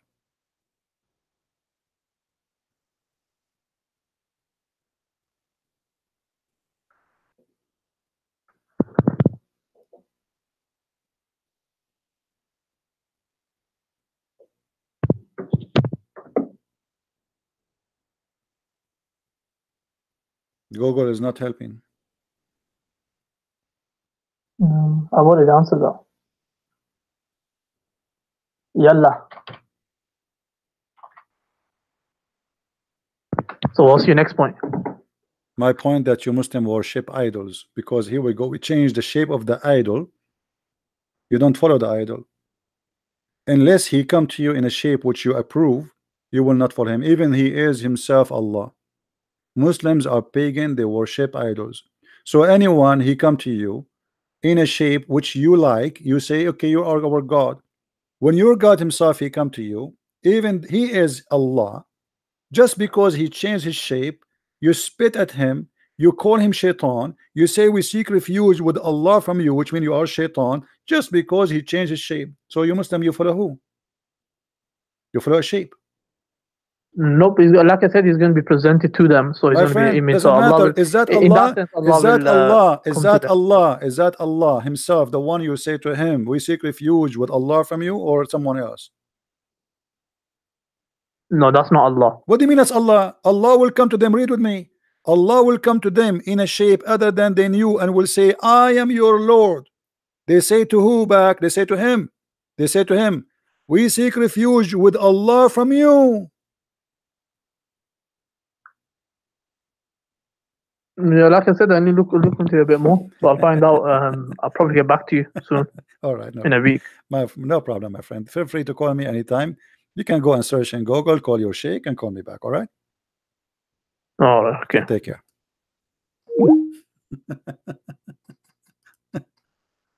Followers of shape. Followers of shape. Pagan. The pagan god, he changed his idol. They don't like it. They throw rocks at him. And they don't like the shape of Jesus. We refuse him. We follow shape. We are people who worship shape, follow shape, bow down to shape. And if that shape did not come to us as we like that shape, we will throw rocks at that shape, even if it's Allah. This is what the story is saying. A clear proof that Islam is a big fat cult.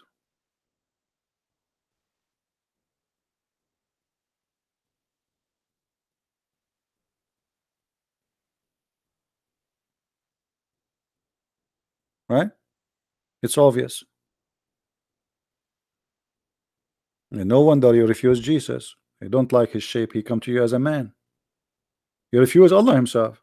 So why you will not refuse? If you agree that Allah is your God, yet just because he changed his shape, you spit at him. That's the whole crime Allah he did now here. What he did, he just changed his shape. Muslims do not recognize their God by anything except the shape. This is what the whole story is saying to us. We are shape followers.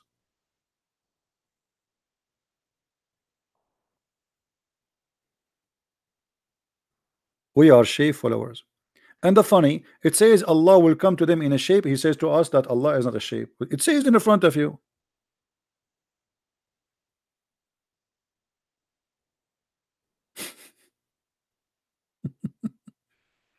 And yeah, obviously Allah is inside his creation because Allah, when he changed the shape, he create. And by the way, what happened to the first shape? When Allah he have the second shape. Now Allah have two shape. What happened? We have two Allah now. We have two Allah. And why Allah is doing this? Secondly, if the Prophet of Allah he says to us that Allah will change his shape in the judgment day, why we will say to him, you are not our Allah? I mean, the Prophet he told us he would change his shape, so we should say, yeah, we know the game already. It's like we watch a movie before it happened, you know what I mean? As long he told us what Allah will do, why in the day of resurrection we will say to him, no, no, no, you are not our Allah. We know Allah. He told you that this is Allah. I mean, do you see how silly the story, guys? People, do you understand how silly the story? It's like saying to you that the Christian Prince he will come to the house tomorrow and he will be wearing Santa Claus clothes. And then when he come, you say to him, you are not the Christian Prince. He told you this is a Christian Prince. He's just wearing Santa Claus clothes. Why you are saying to him you are not Allah? He told you. What a stupid story. So now we know that he is Allah, yet we are going to say to him, you are not Allah.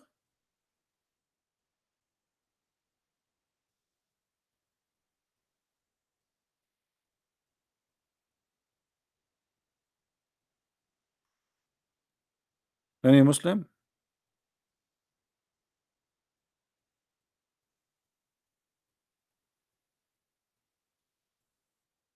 And when Allah he changed his shape, they will say, oh, for sure you are our God. He say, I am your Lord. And then Allah will come to them in a shape they know. What is the shape you know? What is that? What is the shape you know? Giraffe? Elephant? You just told me we do not know the shape of Allah. And Allah is not a physical being and nothing like Allah. So how you know his shape?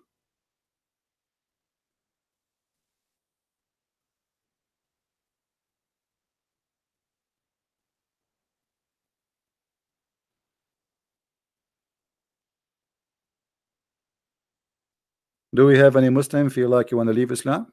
As usual. Who's next want to leave Islam? This is religion. This is the most confusing, funny, stupid stories. So they say to us, how you worship a man? And we don't worship man. We worship God.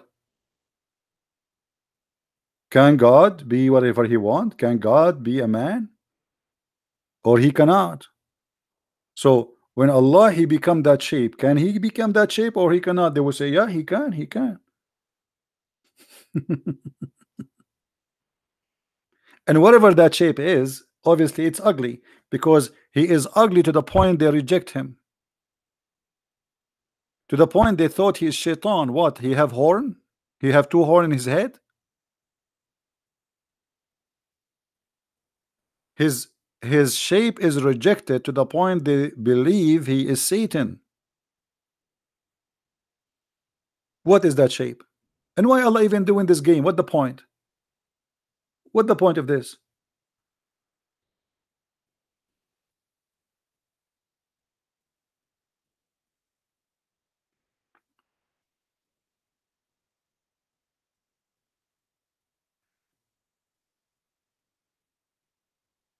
Any Muslim? Well, all Muslims, they make video, they say Christian Prince is wrong, but nobody can answer me. I go to sleep, they start making comment. When I am live on air, as you see, I need to search.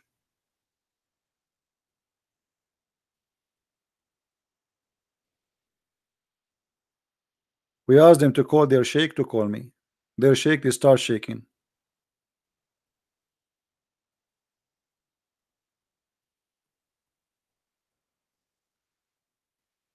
What a funny religion. And by the way, until now, nobody answered us where was Allah before the 7th century. You know, the funny Muhammad, he said, between me and Jesus, 600 years. 600 years, Allah was taking a nap.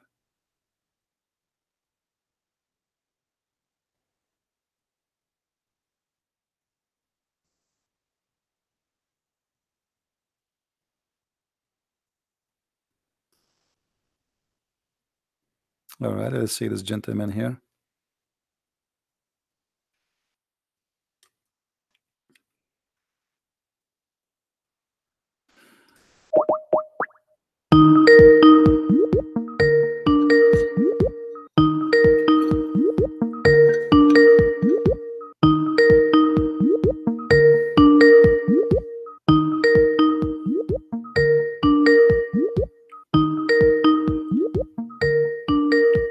Answer, please. Well, he's not answering.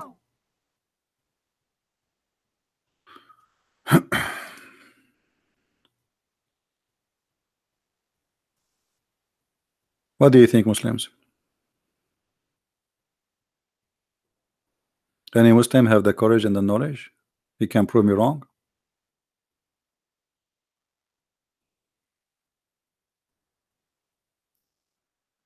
This is a very stupid cult. And look how the Muslim, they try to make it like they water the question. Maybe it could be.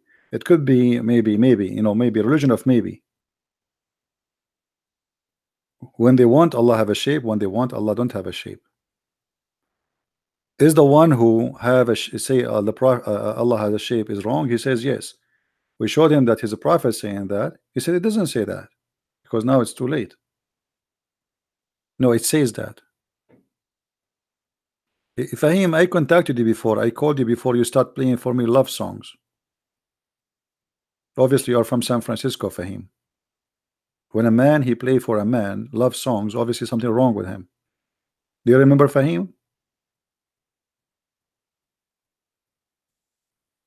Fahim is a Muslim guy who play for me love songs. He challenged me to call him. I call him. He play for me love songs.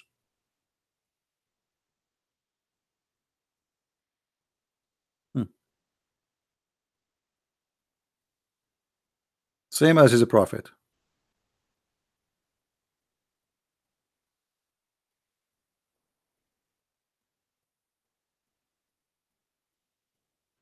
What do you mean I have not done Zakir Naik? You are late. We called Zakir Naik and he answered and he told me if you call again I will call the police for you.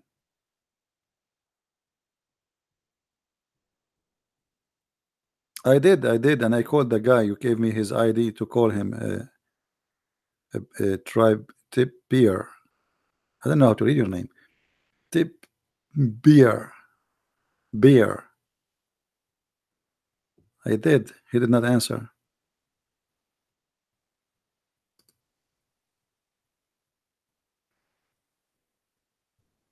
And actually, Zakir Naik, if he come here, he can destroy us, all of us.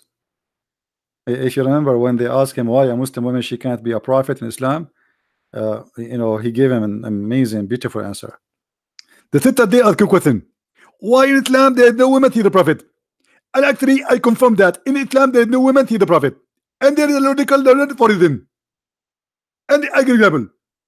If a woman in Islam to become a prophet, he had to lead the congregation, and if lead the congregation, he had to do and we do, and if you do and we everybody will look at her ass. And this is why a Muslim woman can't be a prophet. Translation: if a woman she came prophet, she have to lead the prayer. If she lead the prayer, she have to bow down. If she bow down, all the Muslim will look at her ass. May Allah ask you. This is the reason a Muslim woman she can't be a prophet, because of her ass. So she lost. She's overqualified, or she is not qualified.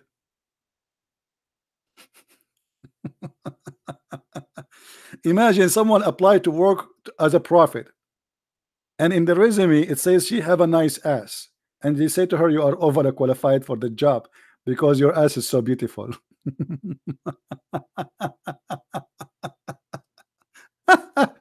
And the Muslim like, wow, look brother at this answer, brother. Did you see, brother? And the other Abdul like sitting like next to other like, brother, how he can come with this? This is genius. Our brother here is a genius. What a crazy cult. And by the way, even the hadith confirmed that the Muslims, they cannot pray to Allah if they see a nice bum in front of us, in front of them. If you remember, a bunch of Muslims, they come to the Caliphate Uthman, and they told him, we have an imam who is an imam of a fitna, which means imam of temptation.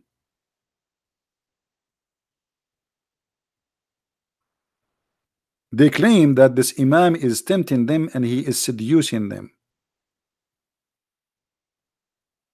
I went to Uthman ibn Affan while he was he became the caliphate, and he said to him, you are the chief of the Muslims in general, and you see what has failing to you. We are led by the prayer by a leader of fitna. Read carefully between two brackets. Trials, afflictions, etc.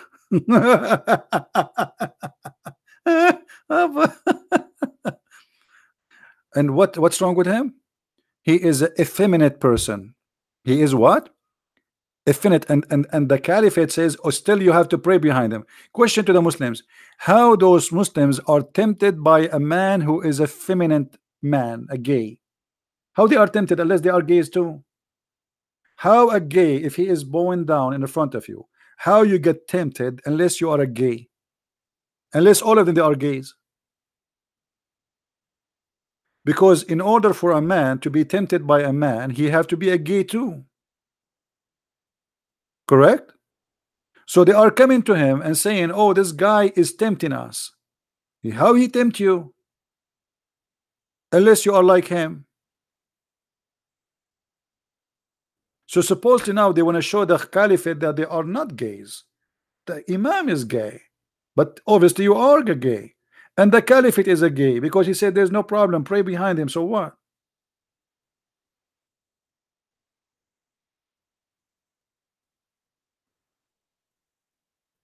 Do we have any Muslim here?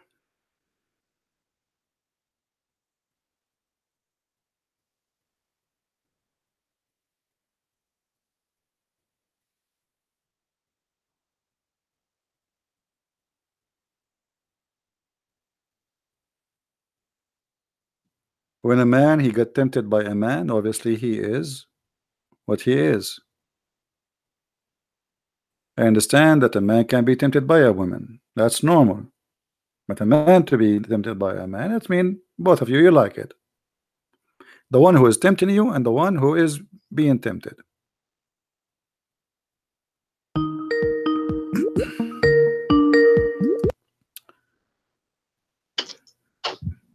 Hello.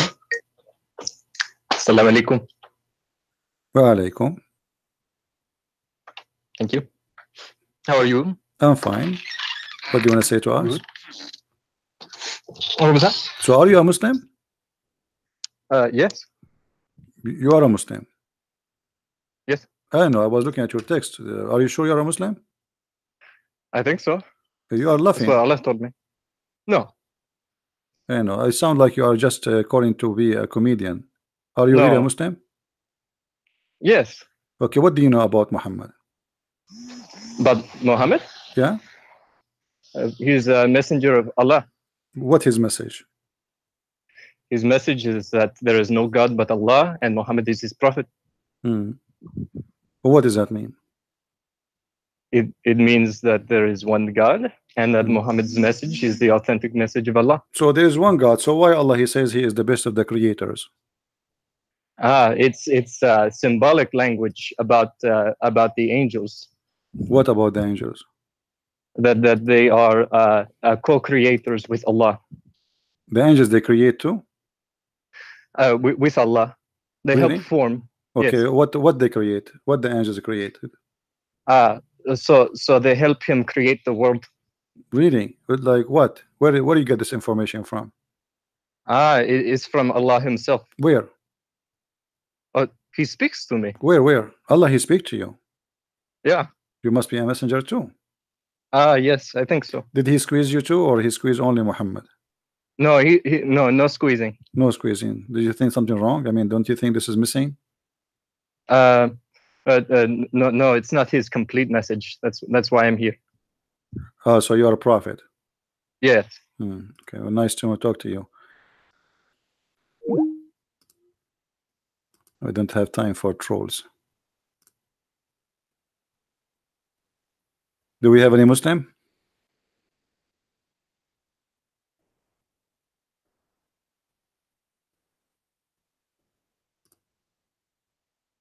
Anyone?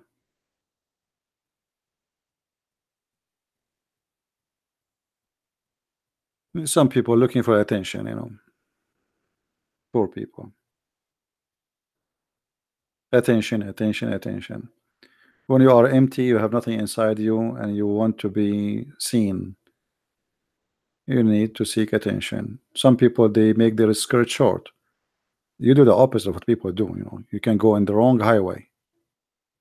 Once there was a guy from my country, which is, you know, next to Brazil, like Saudi Arabia, you know, next to the border, and Iran, and, you know, South America. He was driving in the highway in America, and he heard in the news the radio station saying that attention, attention, there's a guy driving in the wrong highway, etc. So this guy, he was saying, he's an Arab like me, he was saying to himself, stupid station, one only, say two, say three, say four, say five, say six, say seven, say eight. It's not only one in the wrong direction, all of them, they are in the wrong direction, because obviously he is the one taking the wrong highway, and now he is thinking that all those people are coming in the wrong way. Hello? Hello? Yes. Is there any volume anymore or not? No, I think we do this. Speak. Do you hear me? Yeah, but I can hear you, but very slow. Because we're trying to fix the. Is that speaker? Can you hear me now? I do hear you. But it's coming when it's slow. Anyway, put it on your ear.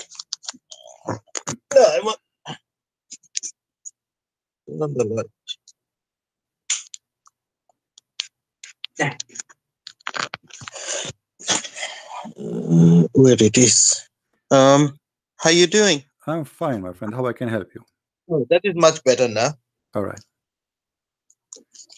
I don't want to go. I heard your few questions and answering. First things, I want to make sure that I'm not going to do any debates with you. I don't debate, my friend. I never debate. Yeah, I just want to discuss because Muslims something are not about qualified to debate. I just try to help them, having a short conversation with them. I'm not debating Muslims. Yes, Okay. that's fine. I have no intention to debate with you. No problem. Okay. My first questions to you that as I'm representing Islam and I'm a Muslim. What does that mean? What does that mean? You're a Muslim? That doesn't matter. No, I am a Muslim. It matters. I want to know what you say. I'm a Muslim. What does that mean? I am following Islam. What does Islam mean? Islam means peace and obedience. Where it says that? Hmm? Where it says Islam means peace? Where do you get this from? In the dictionary. What dictionary? I am an Arab. We don't have such a thing in dictionary. The word Islam in Arabic means to surrender. Okay, there are a few meanings. It could be multi-meanings. No, The word peace in Arabic is salam. The word Islam Yeah. is totally the opposite of salam. Yes, you have. So in English, you say known. What do? You put a letter before it. It says unknown. So Islam is not salam. It's the opposite. Islam. You surrender in war, not in peace. That is the things. You are from Arabic. You are telling one side meaning. There is another meaning that the rest No of the problem. world knows. I'm asking you to show me where you get from. Are you just a person who copy paste? I am assuming that you are a mature adult man and you know what are you No. talking about. So where you get this from? Okay, fine. We will stop that matter here. Okay. I will call you back later on, and I will find where it says that Islam means is peace No problem. and obedience. Okay. Okay. I'll find, and then I will come back to you. We Don't- will stop here. Don't hang up. And No. Okay. What do you want to say to us? Okay. I'll call you back tomorrow. I'll call you back No, tomorrow. I will do some continue. research. What do you want to say to us? I want to hear you. You call me. I want to hear from you. What do you want to say to us? Okay. Now you will tell me what does Islam means. What is Islam, wrong with me that I am following Islam is wrong? Islam is a religion of war and violence and killing. Your prophet, he says, I've been ordered to slaughter all mankind unless they convert to Islam. Yes or no? Yes. Okay, so how you say to me Islam is peace? If I just say to you, you're a prophet, he said, I am ordered to slaughter all mankind unless they convert to Islam. But you just said to me Islam is peace. How Islam is peace, but you want to kill all mankind unless they convert to Islam? Yes. That is based on the situation. What It's situation? not today and not about now. Doesn't matter. It's Islam is what is given to Muhammad. Time you have to go. That is the problem with the people. People misrepresenting and misinterpreting the Islam message. But you just said. You just said after I said to you, the Prophet said, "I've been ordered." Saying that what was the contents? My friend, you are the one who said to me after I said to you. You are the one who answered. I said, your prophet says, I've been commanded to slaughter all mankind unless they say that Allah is God and I am a prophet. And you said yes. So what misinterpretation and mispresentation? Muhammad, he mispresent Islam? You agreed. You said yes. Allah ordered Muhammad to slaughter all mankind. Okay, what kind of a prophet he want to slaughter all mankind just because they aren't Muslims? Look, you are a very knowledgeable person. You did lots of research and you are doing it. I'm just a normal person. I'm not a scholar. My friend. I'm trying to talk to you as an adult. I'm not attacking you. I'm not insulting you. I'm having a nice conversation with you. Hype me up. Okay, I'm helping you. No problem. So I'm talking to you. You are a smart person. And I'm asking you, like it's just a conversation. It's not a debate. So as long Islam means peace, as you said in the beginning. But Muhammad he says, I'm going to kill everybody unless they convert to Islam. What is the peace in that? First, I have to know that why he says that, and when he says that. He said that clearly. He said why. He said, I mean, you are saying to me, I need to know why he said that. He told you why. He said, unless they say that there's no God but Allah, and then they pay me the money, and then they pray as we pray, and then they slaughter as they slaughter, and they face the Qibla, which means the Kaaba, and then if they do that, only if they do that, I will stop shedding their blood and their property is protected. Where it says, can you give me the reference, please? I have to have a look. I don't know. No problem. That. Do you see my screen? No. Cannot CP because it's on my phone. Okay. I cannot show him. I will send you the link. I will send you the link. There's many references, but I will show you the accurate, sahih, correct ones, and you can read it when you want. Oh, sorry for that. Anyway, can you tell me the statement again, please?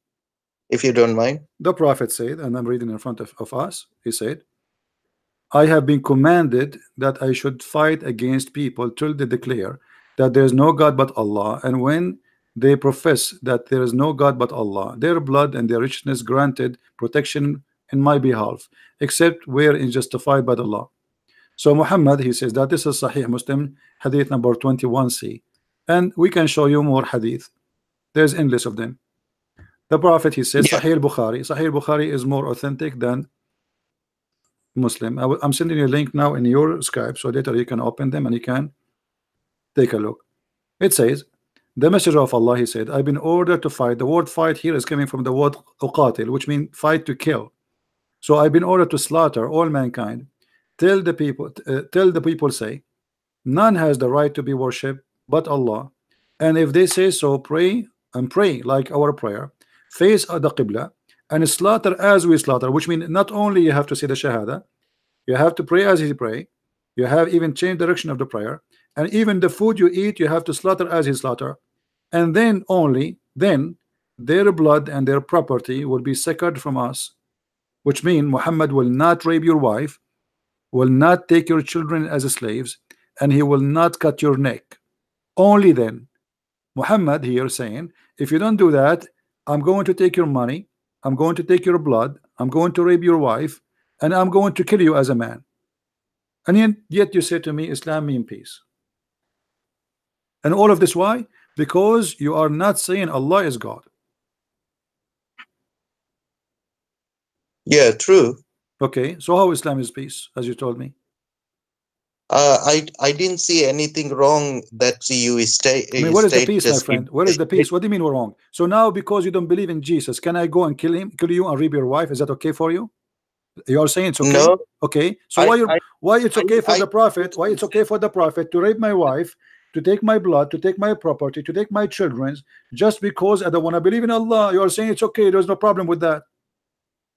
No, that is not been saying. That is in the different situation. The No, not circumstance was situation. He says, I've been ordered to fight all the people, all the people. What situation? Your prophet is the one you follow, and he is saying his message. This is Islam. Islam is, I've been ordered to fight all mankind and kill them unless they do the following. So what situation? The situation is the following. You say Allah is God. I have to know about that. You knew about that. You know the meaning and you know the hadith. You gave me the source. I will do some research and I will be back to you. No problem. Take care, my friend. Take care. To be and Islam is peace. I feel sorry for those Muslims. Many of them, they have no idea what they are talking about.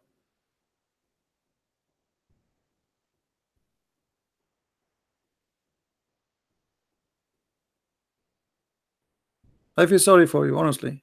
I don't think you're a bad person. I think you're just fooling yourself, going in denial, and you say, what's wrong with that? I mean, what's wrong? Don't you want to use your brain? Use it. God, he gave you a brain. And you know, and the funny, he says to me, Islam means peace. And then he agreed that the prophet, he want to kill everybody. I mean, do you see how much peace is that? The prophet, he will rape your wife, he will take your children, he will take your money, he will steal your house, he will steal your property, he will enslave your children. And if you say Shahada and do slaughter as he slaughter, and you pay him money, and then he will not kill you. Islam means peace. Yet Islam means peace.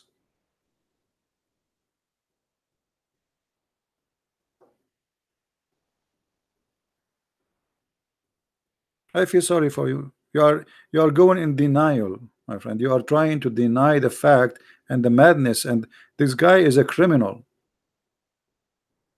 Imagine now we say, okay, we are America, we have the most powerful weapon, America or Russia, and now all of you, we have 24 hours. Either you convert to Christianity, or we are going to come and destroy you and take your money and blah blah blah blah blah blah blah blah, and then we say Christianity is peace. And actually, if the Muslims have the weapon which America have and Russia have, trust me, the whole earth is going to convert to Islam in 2 days. Because either you convert or you die. Thank God they don't have those weapons. And actually, if they have this weapon, the first thing they will do, they will kill each other.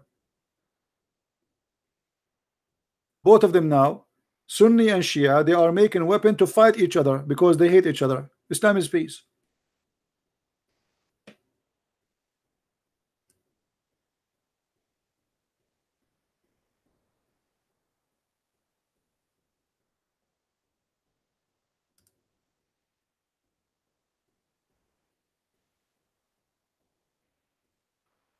Anyone who convert to Islam, I say to you, loud and clear, you are just an idiot and you are a fool.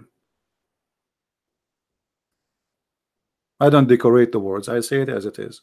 Because how you follow such a man?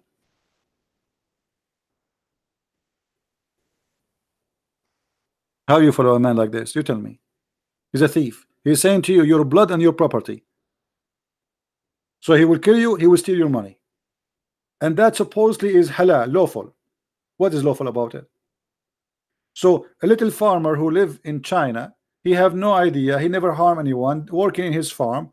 Muhammad have the right to kill him, take his wife, take his children as slaves, slaughter him, and take his land and his money. And that's supposedly from God.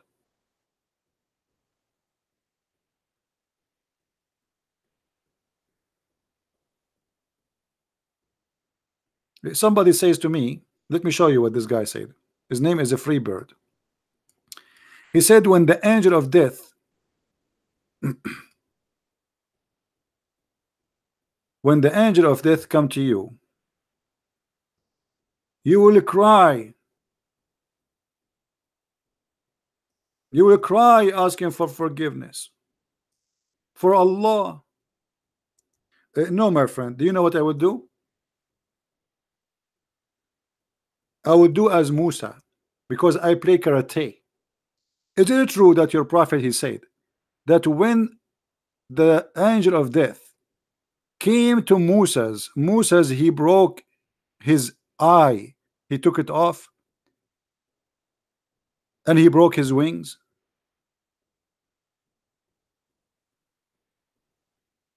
Huh?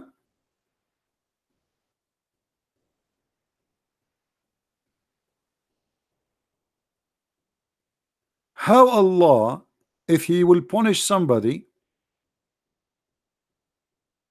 he sent his angel, the angel of death, and if he say be is going to be, which means you say die, he die.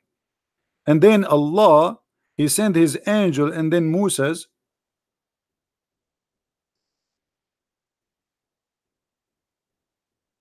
he beat up the angel and he take his eye off, and then the angel, he went back to Allah and he said, you send me to a slave who don't want to die. Well, I am a slave, I don't want to die.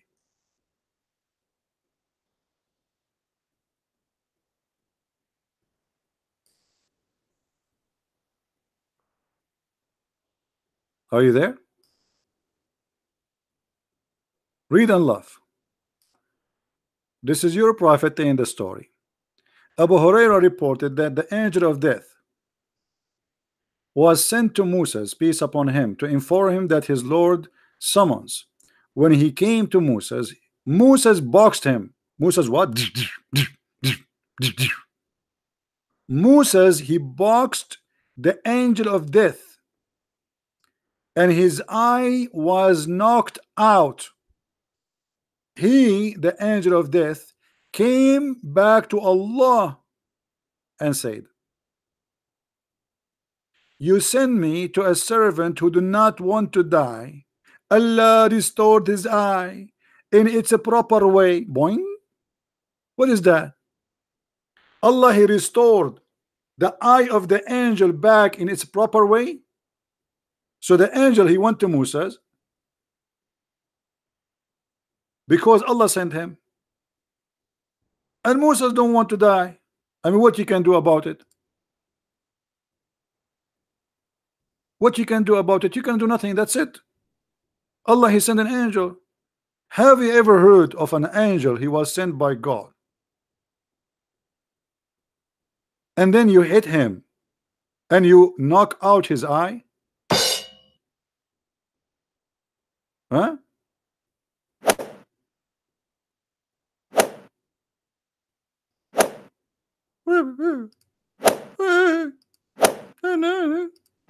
You know what? I was going to apply to work as an angel of death, but after I saw this, I will never accept that job.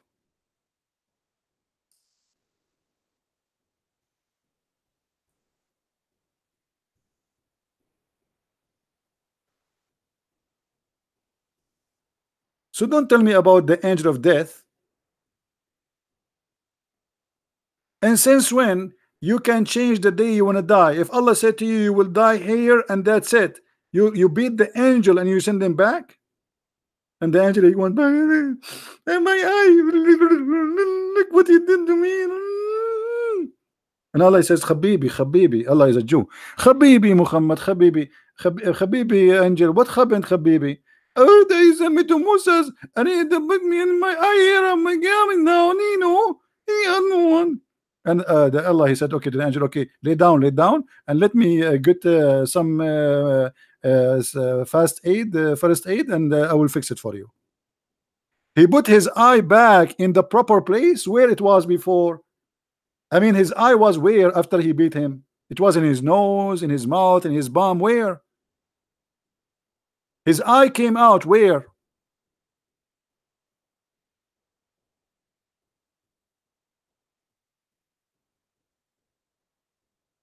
And you are threatening me that I will cry when the angel of death come? Must be true story.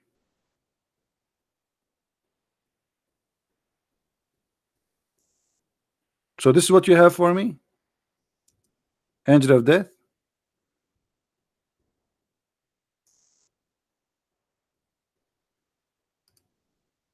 I thought you will find something better. Do we have any Muslim want to say something?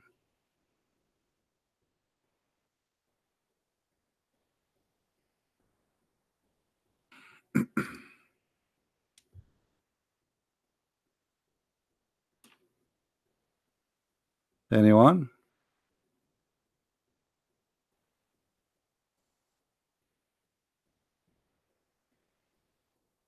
And not only that, you know, after that, Allah negotiate with Moses for how long he will live. He sent him back and he told him, okay, you don't want to die? Okay, now put your hand in the top of this cow and you will live as many as the hair under the skin of your hand. You see it? I mean, have you ever heard of this? Oh, how long Moses live? There's 1 million hair in the top of the cow, especially it's an ox. He lived as much?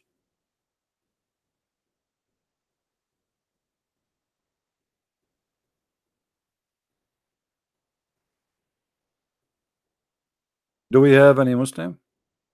And by the way, for those who are asking about the angel of death, he is fine right now. I just spoke to him yesterday. He's doing fine. His eye, like, he have some pain. He have like a red spot there because Moses, you know, Moses is a Jew and he was trained by the Mossad. And this is why, that's explain why he was hitting really hard. You know, Moses decided to die on the spot. Listen what Qasim is saying. The angel came in the form of a man. Let us call Qasim. Let us see what you want to say.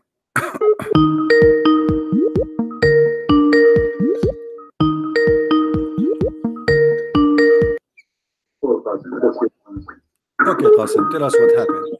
Mute YouTube, please. Yep. Yeah, what happened, Qasim? Explain to us. So Allah, he sent his angel to Moses. Yeah, so he came. He used to be the angel of death. Used to come in the form of a man in the previous time. So he came in the form of a man. Wow. And so Moses this is in the didn't know previous he time. was the angel. This is Yeah, Moses didn't know he was the angel, so okay, he hold hit on. him. Where do you get this that from the previous time? So after this day, the angel, he don't come as a man no more? That's our understanding based on because he used to come in the physical form, so you can see him in the as a human. So where do you get this from? That the angel of death, he come to you in a physical form, and a physical form of a man? From this narration itself. Where it says? He says his eye came out. What? He says his eye came out. Will Allah have eyes? No, he doesn't. No. Okay, Allah, guys, Allah don't have eyes. Okay, here we go. This is your. This is hold on. You're a prophet. He says Allah is short and fat, and he have big ass, and he have two eyes. Here we go. Let me show you. No. But don't tell me no. I'm talking to Christian Prince. Here we go. That's your God. No, that's not my God. This is your God. Here we go. This is your prophet saying that. Read it carefully, and I'm listening.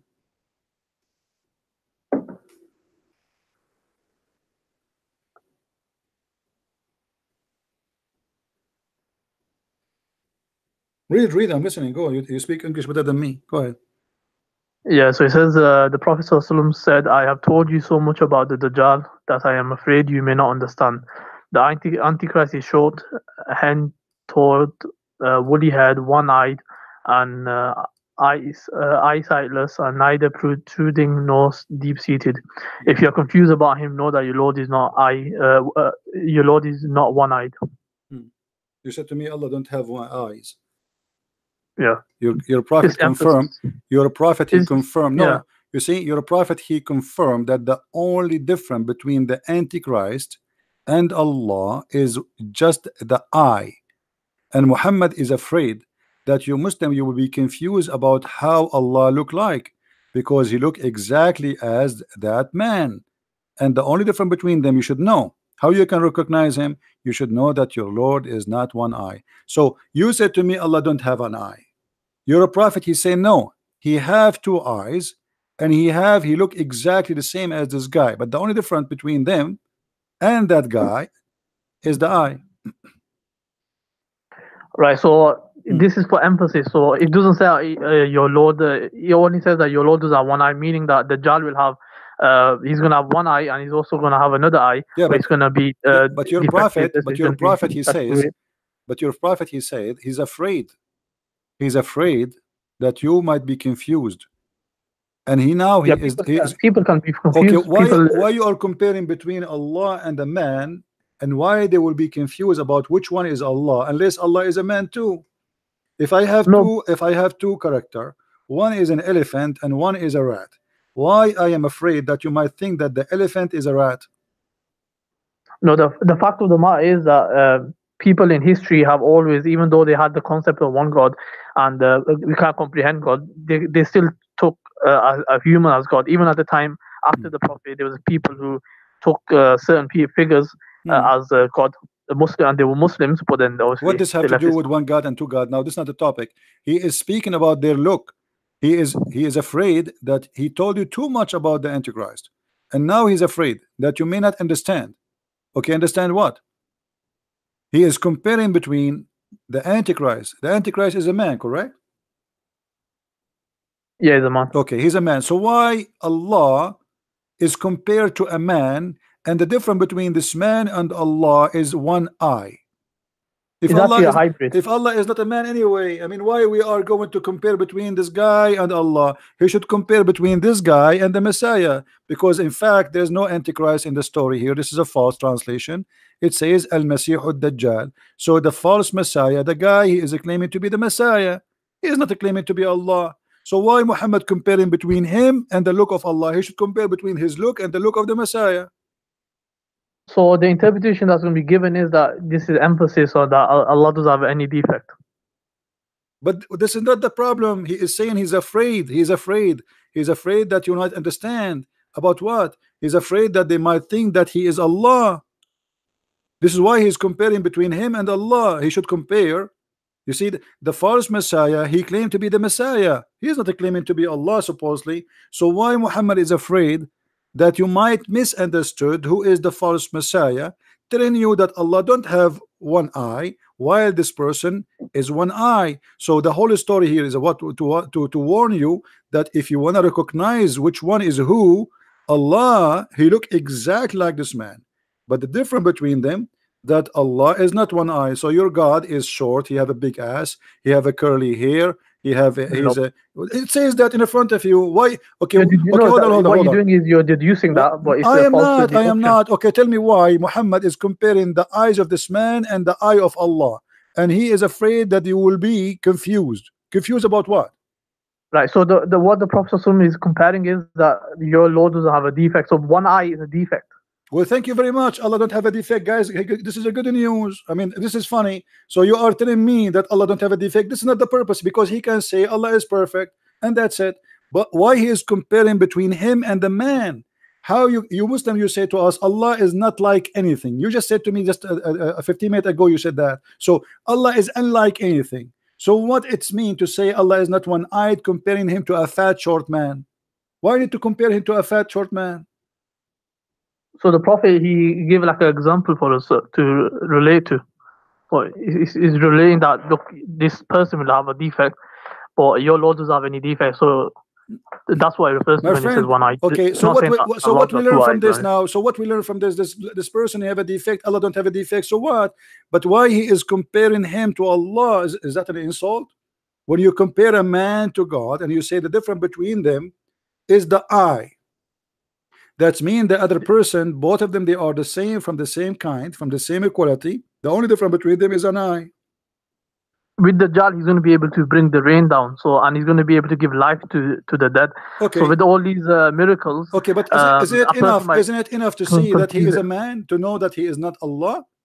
If Allah is not a man and he is coming as a man, so we should know that this is not Allah, unless Allah is a man too.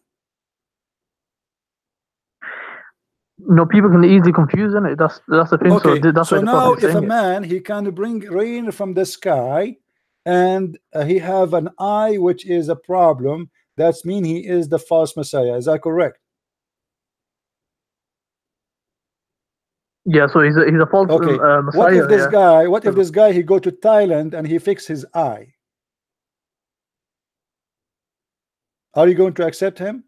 I mean, since when we know a person to be a false or not by the look of his eye? He can make a surgery. A person, according to your prophet, this person, he can cut a human being to pieces and he can put them together again. So he's extremely powerful. Can't he fix his eye? The one who cut a human being twice, he cut him by the sword and he make him two pieces and then he put him together. Can't he fix his eye? No, there's only certain things he can do. Certain things like controlling the nature. I thought the one who can send down rain is Allah. Yeah, so this is a test for the mankind. No, that's why Allah. Okay, Allah, hold on. Okay, send him. Are you saying to me that the false Messiah is an employee of Allah? It's a test from Allah. This is not a question. Are you saying that Allah, he sent him, he worked for him to deceive us? No, he's going to be Allah will send him as a test. This, you see, you just keep saying to me he sent him. You keep saying to me he sent him. Okay, as long Allah is the one who sent the Dajjal, it's mean the Dajjal, he is a shaitan, work for Allah. So Allah also created the devil in your belief as well. No, no, hold on. My God, he created the devil as an angel. He did not create him to be a devil. He decided to be a devil. So God, your God knew the future as well. My friend, so what? Still we have my God. Hold on, my God, he knew Muhammad is an evil. He let him live the same as the shaitan. That's not changing a thing, because in Christianity we don't believe that God, he decided our destiny. In Islam you do. Now you just said to me that Allah, he sent the Dajjal. Who is the one who sent the Dajjal? Say it again. So obviously Allah allows this person to have like powers and all this. This is another question. Who is the one who sent the shaitan, the Dajjal? It's going to be a test. This is another question. You see, you are trying to avoid the question. Who is the one who sent this false Messiah? You can say Allah is going to send it. Okay, so this Dajjal is a messenger of Allah. No, it's a test from Allah. You won't call him messenger. If Allah there's no message he's going to deliver. If Allah he sent you, listen. A second ago you said Allah is the one who sent him. As long Allah is the one who sent him, that means he is a messenger of Allah. You don't become a messenger just based on the fact that something is being sent. That's a very. But the second you say Allah he sent him, that is mean this creature, this shaitan, is obedient to Allah. He's doing what Allah asked him to do, so he's a good person. No. What do you mean no? Who is the one who sent him? You said Allah. If I am a soldier and the king he sent me, that's mean I work for that king, because I'm doing and obeying him. He sent me to do something and I'm doing what he said. He's basically by the nature itself he's evil, so he's been created, and then Allah allowed him to appear on earth. It's not allowed him. You said to me, everybody heard you, that Allah he sent him. Correct? Technically, yeah, but okay, not technically. No, he sent him. Did he send him or not?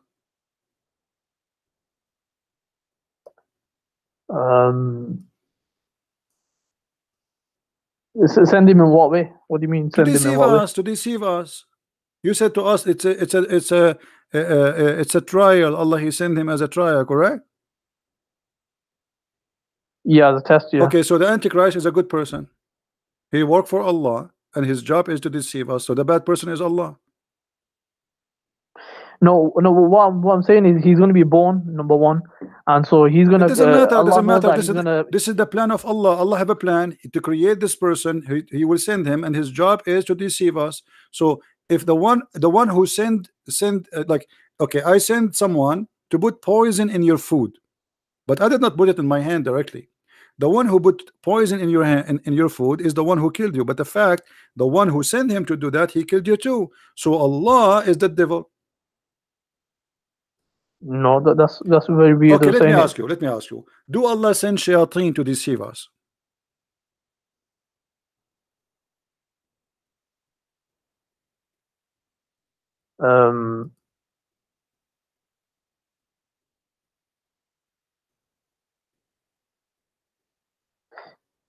What do you mean send? Like the Don't tell me what do you mean. I'm asking you. Do Allah send shayateen to deceive us? It's either you say yes or you say no.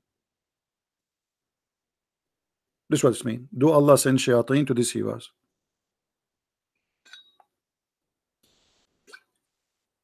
I'm not sure.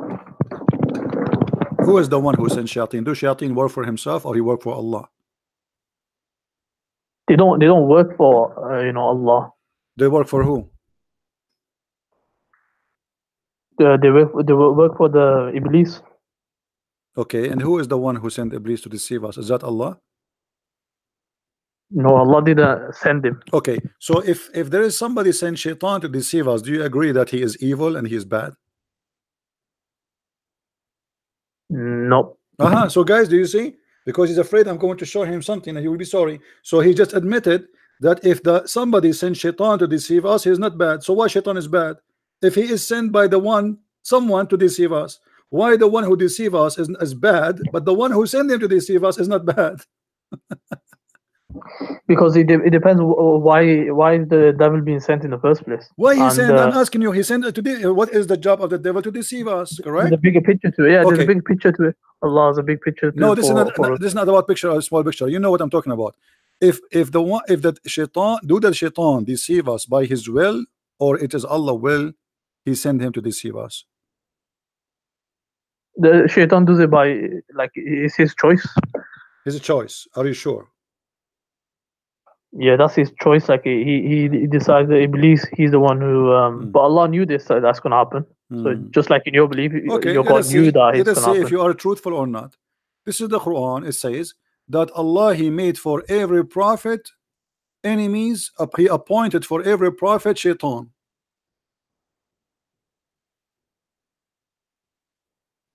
Who is the one who appointed shaitan? Allah.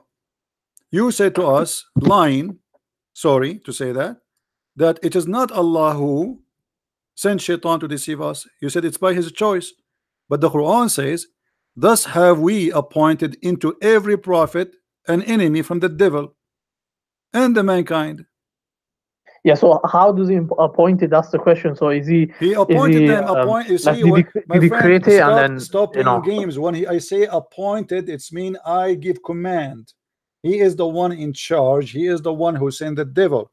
So Allah, he sent the devil to deceive people, and he here even speaking about sending shaitans targeting his prophet Muhammad. Is that correct? Okay, so the meaning of appointed is that basically decided beforehand or designated. So it's basically Allah decided beforehand. Okay, so here we go. So I said to you, if shaitan is doing what Allah want, why we think shaitan is bad? The fact the real shaitan is Allah. Because if shaitan coming to me, he's sent by Allah, and that means shaitan is a good person obeying Allah. He is a victim. In the court of law, if a soldier receive an order from his captain to shoot somebody, the one who should be taken to the court is the one who gave the order, not the soldier, because the soldier he have no choice. So according to the Quran, shaitan is a soldier of Allah and he is a good person. The real devil is Allah, for he is the one who decided to deceive even his prophets. No, so with the devil, he's by the nature itself, he's evil. So with My friend, with if Allah, the he's devil, the one who appointed him. what as a by his test. nature? Who is the one who appointed him? Allah. So it's not his nature who appointed him, because if this is by the nature, then the devil should not need Allah to do his job. But what the verse saying, that it is us, it's our command to appoint to every prophet shayateen, not only Yeah, but one. in your belief, you got the same thing. No, we you can't don't. be a hypocrite on this. No, we don't, my friend. Shaitan, he was created as an angel, and he refused to obey God, and willingly. Yeah, but didn't your God know the future? Doesn't Did matter. you not You know see, that that's what's there's gonna a happen? huge difference between God. He made him Shaitan to be evil. You see, I can say, okay, God created evil, but he did not create really evil by creating evil. He created angel, and that angel decide by free will to be an evil person. But here, Allah created Shaitan, and he gave him a job, and he worked for him, which means Shaitan is a good person in Islam. Let me ask you. No, yeah, Allah Okay, then said to the Shaitan, let me do ask. this. Let me ask you. and Let me ask you. Do you go to heaven because of your belief and your deeds? By the mercy of Allah, ultimately it's going to be by So the what do mercy you mean of by Allah. the mercy? Is that by the mercy or by the destiny? What do you mean? Okay. When Adam he commit sin, did he commit sin or Allah he made him commit sin? Adam didn't commit sin. He committed a mistake. He made a mistake. Okay, is that was a choice or Allah he forced him to commit sin? Yeah, that was his choice. He made a mistake by choice. By choice. Yeah. So your prophet is lying then? How? Because your prophet he said no. Your prophet he Okay. said that Adam and Moses they have a debate, and Moses he blamed Adam for his sin. So Moses he said to him, because of you we are out of heaven, we are miserable. So Adam he said to him, do you blame me for a destiny created for me? Allah designate for me 40 years before my creation. Right. So what Adam was saying was that this was going to happen anyway. No, but see, hold on. You said to me that Adam he did it by choice.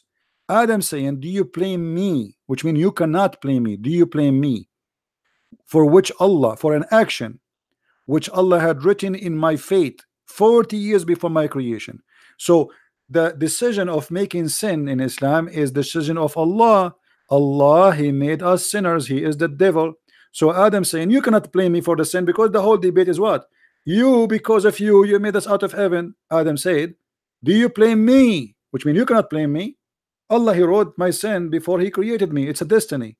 And then your prophet he took the side with Adam against Moses, and even he repeated the same 3 times as usual. Adam confuted Moses, Adam confuted Moses, Adam confuted Moses, which means yes, Adam sin, it's not his sin, it is the sin of Allah. Allah is the devil and Adam is a victim.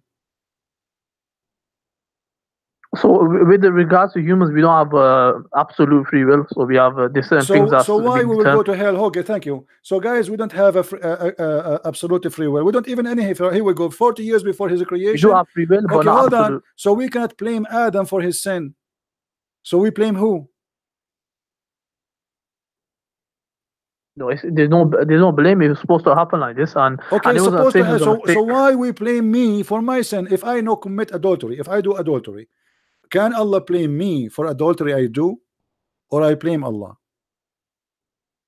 Yeah, the blame was upon you because you got free will to do this. Where do you get this from? Free will? You keep repeating. Are you sure you're a Muslim? Yep. Okay, let's see what your prophet said. Your prophet said that every adulteress, Allah he gave him he wrote for him the exact fixed portion of adultery. Read with me. Abu Hurairah reported that Allah apostle saying, verily Allah has fixed the very portion of adultery which a man will indulge, which means it's a fixed. Allah he decide for you. Why you say to me you blame yourself? Allah he decide how much adultery I will do. It's not a choice. So look at this madness cult. Allah, before he created us, he decided, okay, Christian Prince, he will sleep with 50 women. And then Allah said, kill a Christian Prince because he sleep with 50 women. Who is the stupid here? So because Allah knows the future, so he This is not knowing the he knows future. that how Read much he will carefully. lose, so that is fixed. Read carefully. This is not knowing the future. This is a decision made by Allah about how much we will do. This is not knowing. Read carefully. Allah has fixed the very portion of adultery which a man will indulge. It's not a choice, and which he necessity must commit. Do you see it? Necessity must commit. It is not a choice. Necessity. Yeah, so because it's what do you call it? It's a must that they have to commit. It's because Allah knows the future. So this is not Allah knowing the knows what is future. fixed. It says he wrote for you a fixed portion. It is not the future, which necessity must commit. He's talking about even the future. He will commit because he wrote it for you. Okay, let me show you this. Stop playing, keep playing games. People are laughing. A child who is born as a baby, he's 1 day old. He will go to heaven or to hell? The child would go to heaven, or he will have a test. Some scholars have said that he's going to have a test on. A child, he will have a test. 1 day old, he will have a test. He's going to be. Allah will make him age forward, so he's going to have a test. That's a good one, my friend. Aisha, she said to the Prophet after attending a funeral where a child who was an infant, he died. She said to him, this child, he will be a child of paradise, bird in the paradise. And Muhammad, he says it might be the otherwise, which means he might go to hell. So why the child will go to hell? Because Allah, he wrote their destiny when they are in the backbone of their father. Read carefully. So this is a destiny. This has nothing to do with sin. Allah, he wrote his sin or his, let's say, whatever destiny he have to go to hell or to go to heaven before he created him. So it doesn't matter he is a child who commits sin or not. Read carefully. Aisha, she said, Allah Messenger, there's a happiness for this child who is a bird from paradise, for it commit no sin, nor has reached the age when one can commit sin. This is the opinion of Aisha, and I agree with her. He said, Aisha, peradventure, it might be the otherwise. Otherwise? What is the otherwise? What do you think? Yeah, so from this narration, what I've read this before as well. So what he says basically is that the prophet is acknowledging he doesn't know what's going to happen to him. So because he's only going to say what is revelation. No. We know what will happen to him, because simply, if everyone he will pay for his sin, and this child he did no sin, so why he will pay to go to hell? Hell is for those who commit sin. So what do you mean we do not know? Allah told us everyone will pay for his sin, but this child, he did not commit sin, neither he reached the age of sin. So what do we do not know? And then he says it may be the otherwise, which means he might go to hell. But the guy is dead. He's a child. He's a baby. He's an infant. What otherwise? Read carefully.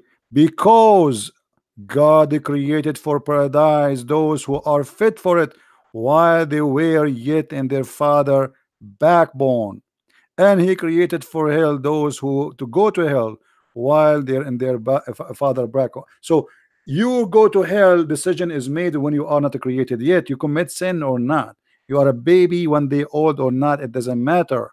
That's what your prophet is saying. So he says here that the prophet said it may be otherwise. So he says it may be, so that's not certainty. So we don't know what's going to happen. No problem. It may be the otherwise, because why? Because Allah, he created you to go to hell or to heaven when you are in the backbone. By the way, the child doesn't come from the backbone. This is a mistake from Muhammad, scientific mistake. But however, he decided where you will go. Your sin have nothing to do with it. The child, he commit no sin. He's a baby. And Aisha, she confirmed that. She said there's a happiness for this child who is a bird from paradise, for it commit no sin, nor has reached the age when can commit sin. So this is a very pure bird, little child who die. Yet Muhammad is saying, well, you are wrong, because Allah, he make a decision where people will go to hell or to heaven before even he created us, which means Islam is a stupid cult. It doesn't matter really what you do in your life. Allah, he made decision already. Do you agree? No, so it does matter because within that, what's the decreed is Allah give us Okay, let me ask you. free will. Okay, let us solve this problem. If you are a person who pray to Allah 5 days a week, five times a day, all your life, and fasting Ramadan, and even going to jihad, etc., are you going to go to heaven or no? Do Allah promise you heaven? Yeah, if you do that, then Allah has promised the paradise, so we have hope. Well, but that's not binding on Allah. You're a prophet, have different opinion. You're a prophet. He said the following. Read with me carefully. You're a prophet said that a person, he might do the people of heaven. Let us show you the hadith. Yeah, and then his last action might be bad, and then he's gonna go. Yeah, but his last action is what? Is what Allah written for him, correct? That's his own choice he made. No. Stop lying. Shame on you. It says in front of us. Okay, read with me, please. We have free will. Okay. Read with me. Okay, read with me, please. Okay. Here it says, then the soul is breathed into him, etc. And then he swear by Allah, saying,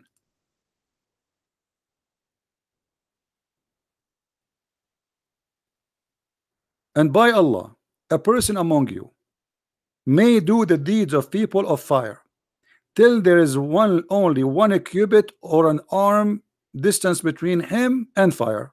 Okay, this guy is not praying, he don't do jihad, he is a friend to the Christians, which is haram. He eat pork, he don't rape women, which is haram, not to rape women. So he don't do all the bad things which Islam Allah told him to do, and that will go to take him to hell. But then look what it says, but then that is written which Allah ordered the angel to write, proceed, and he does the deed of people of paradise, and he enter it. So what will make you go to paradise? Is that your deed or what Allah wrote for you? So the writing is basically Allah showing his knowledge. So when you wrote in the Lawhul Mahfuz. Big fat liar. This is showing his knowledge, you liar. What knowledge?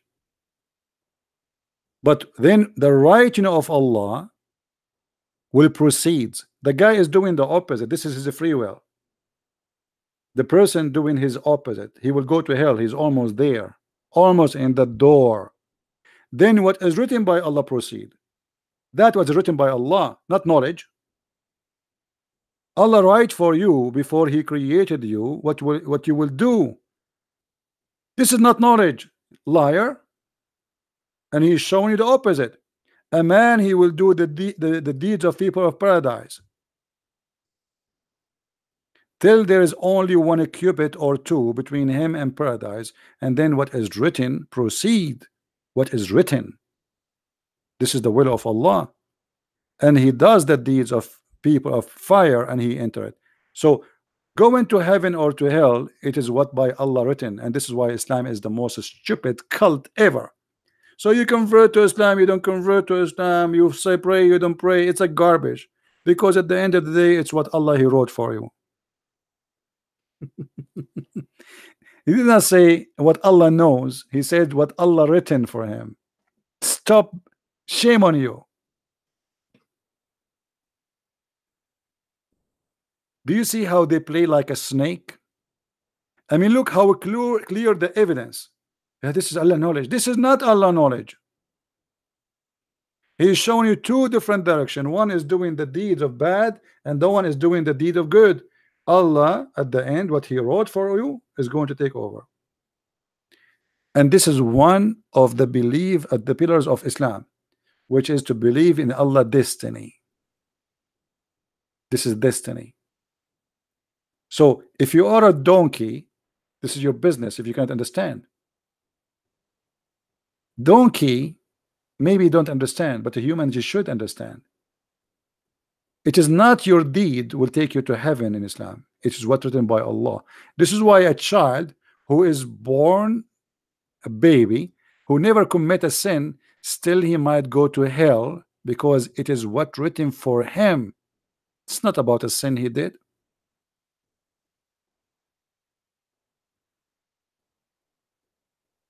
And the funny, he said that a child He's a baby, infant. Allah will give him a test. What he will give him a test? He will give him milk and wine. How you can give an infant a test? Hey, infant, do you like pepperoni or the nipples of your mom? Okay, you fail. Take him to hell. He said he want the pepperoni. This is made by the Western. It's haram. This is the test for the infant. Infant.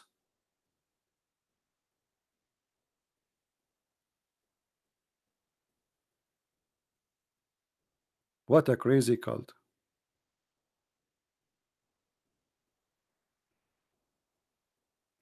Anyway, guys, I think we have enough for today. Don't forget, please, to download the video. I know we have more than 1,000 people listening, but this is English. If you like to learn more, feel free to get my books. You can search for them in whatever language you speak in your Amazon in your country. In Amazon, you can search for Christian Prince, and you will see the list of my books based on your language. If you live in America, you can search Amazon.com, France, Germany, etc., and you will see it in your language. We have in Spanish, we have in Swedish, Dutch, German, French, and more to come soon, Russian and other languages. So I want to say thank you guys for being here. I hope we learned something good for today. As you see, Islam is a very silly, stupid cult, and you have to be really a person who decide to go blind to believe in such a madness. It's violence, it's hateful, it's a divided human being. Quran forbid Muslims to take non-Muslims as a friend, chapter 5 verse 51, chapter 9 23, chapter 3 verse 28, many verses. All of it is nothing but division of the devil. God is about love, not about hate, and we love the Muslims. We don't want to hate them, and we should not hate them. They need our help. Love is not to be fought. Love what bring people together. If you see a Muslim who need your help, help him. Don't do what they do. There's many people, they speak good, they do evil, and that's what Islam is about. You listen to them, you think they are speaking good, but the fact Islam teach nothing but evil. It's an evil cult. They color it, they sugarcoat, but that will not work. Even with ants, and we are better. Thank you very much for being here. May the Lord bless you. Until we see you soon again. Christ is Lord. Islam is false. Take care.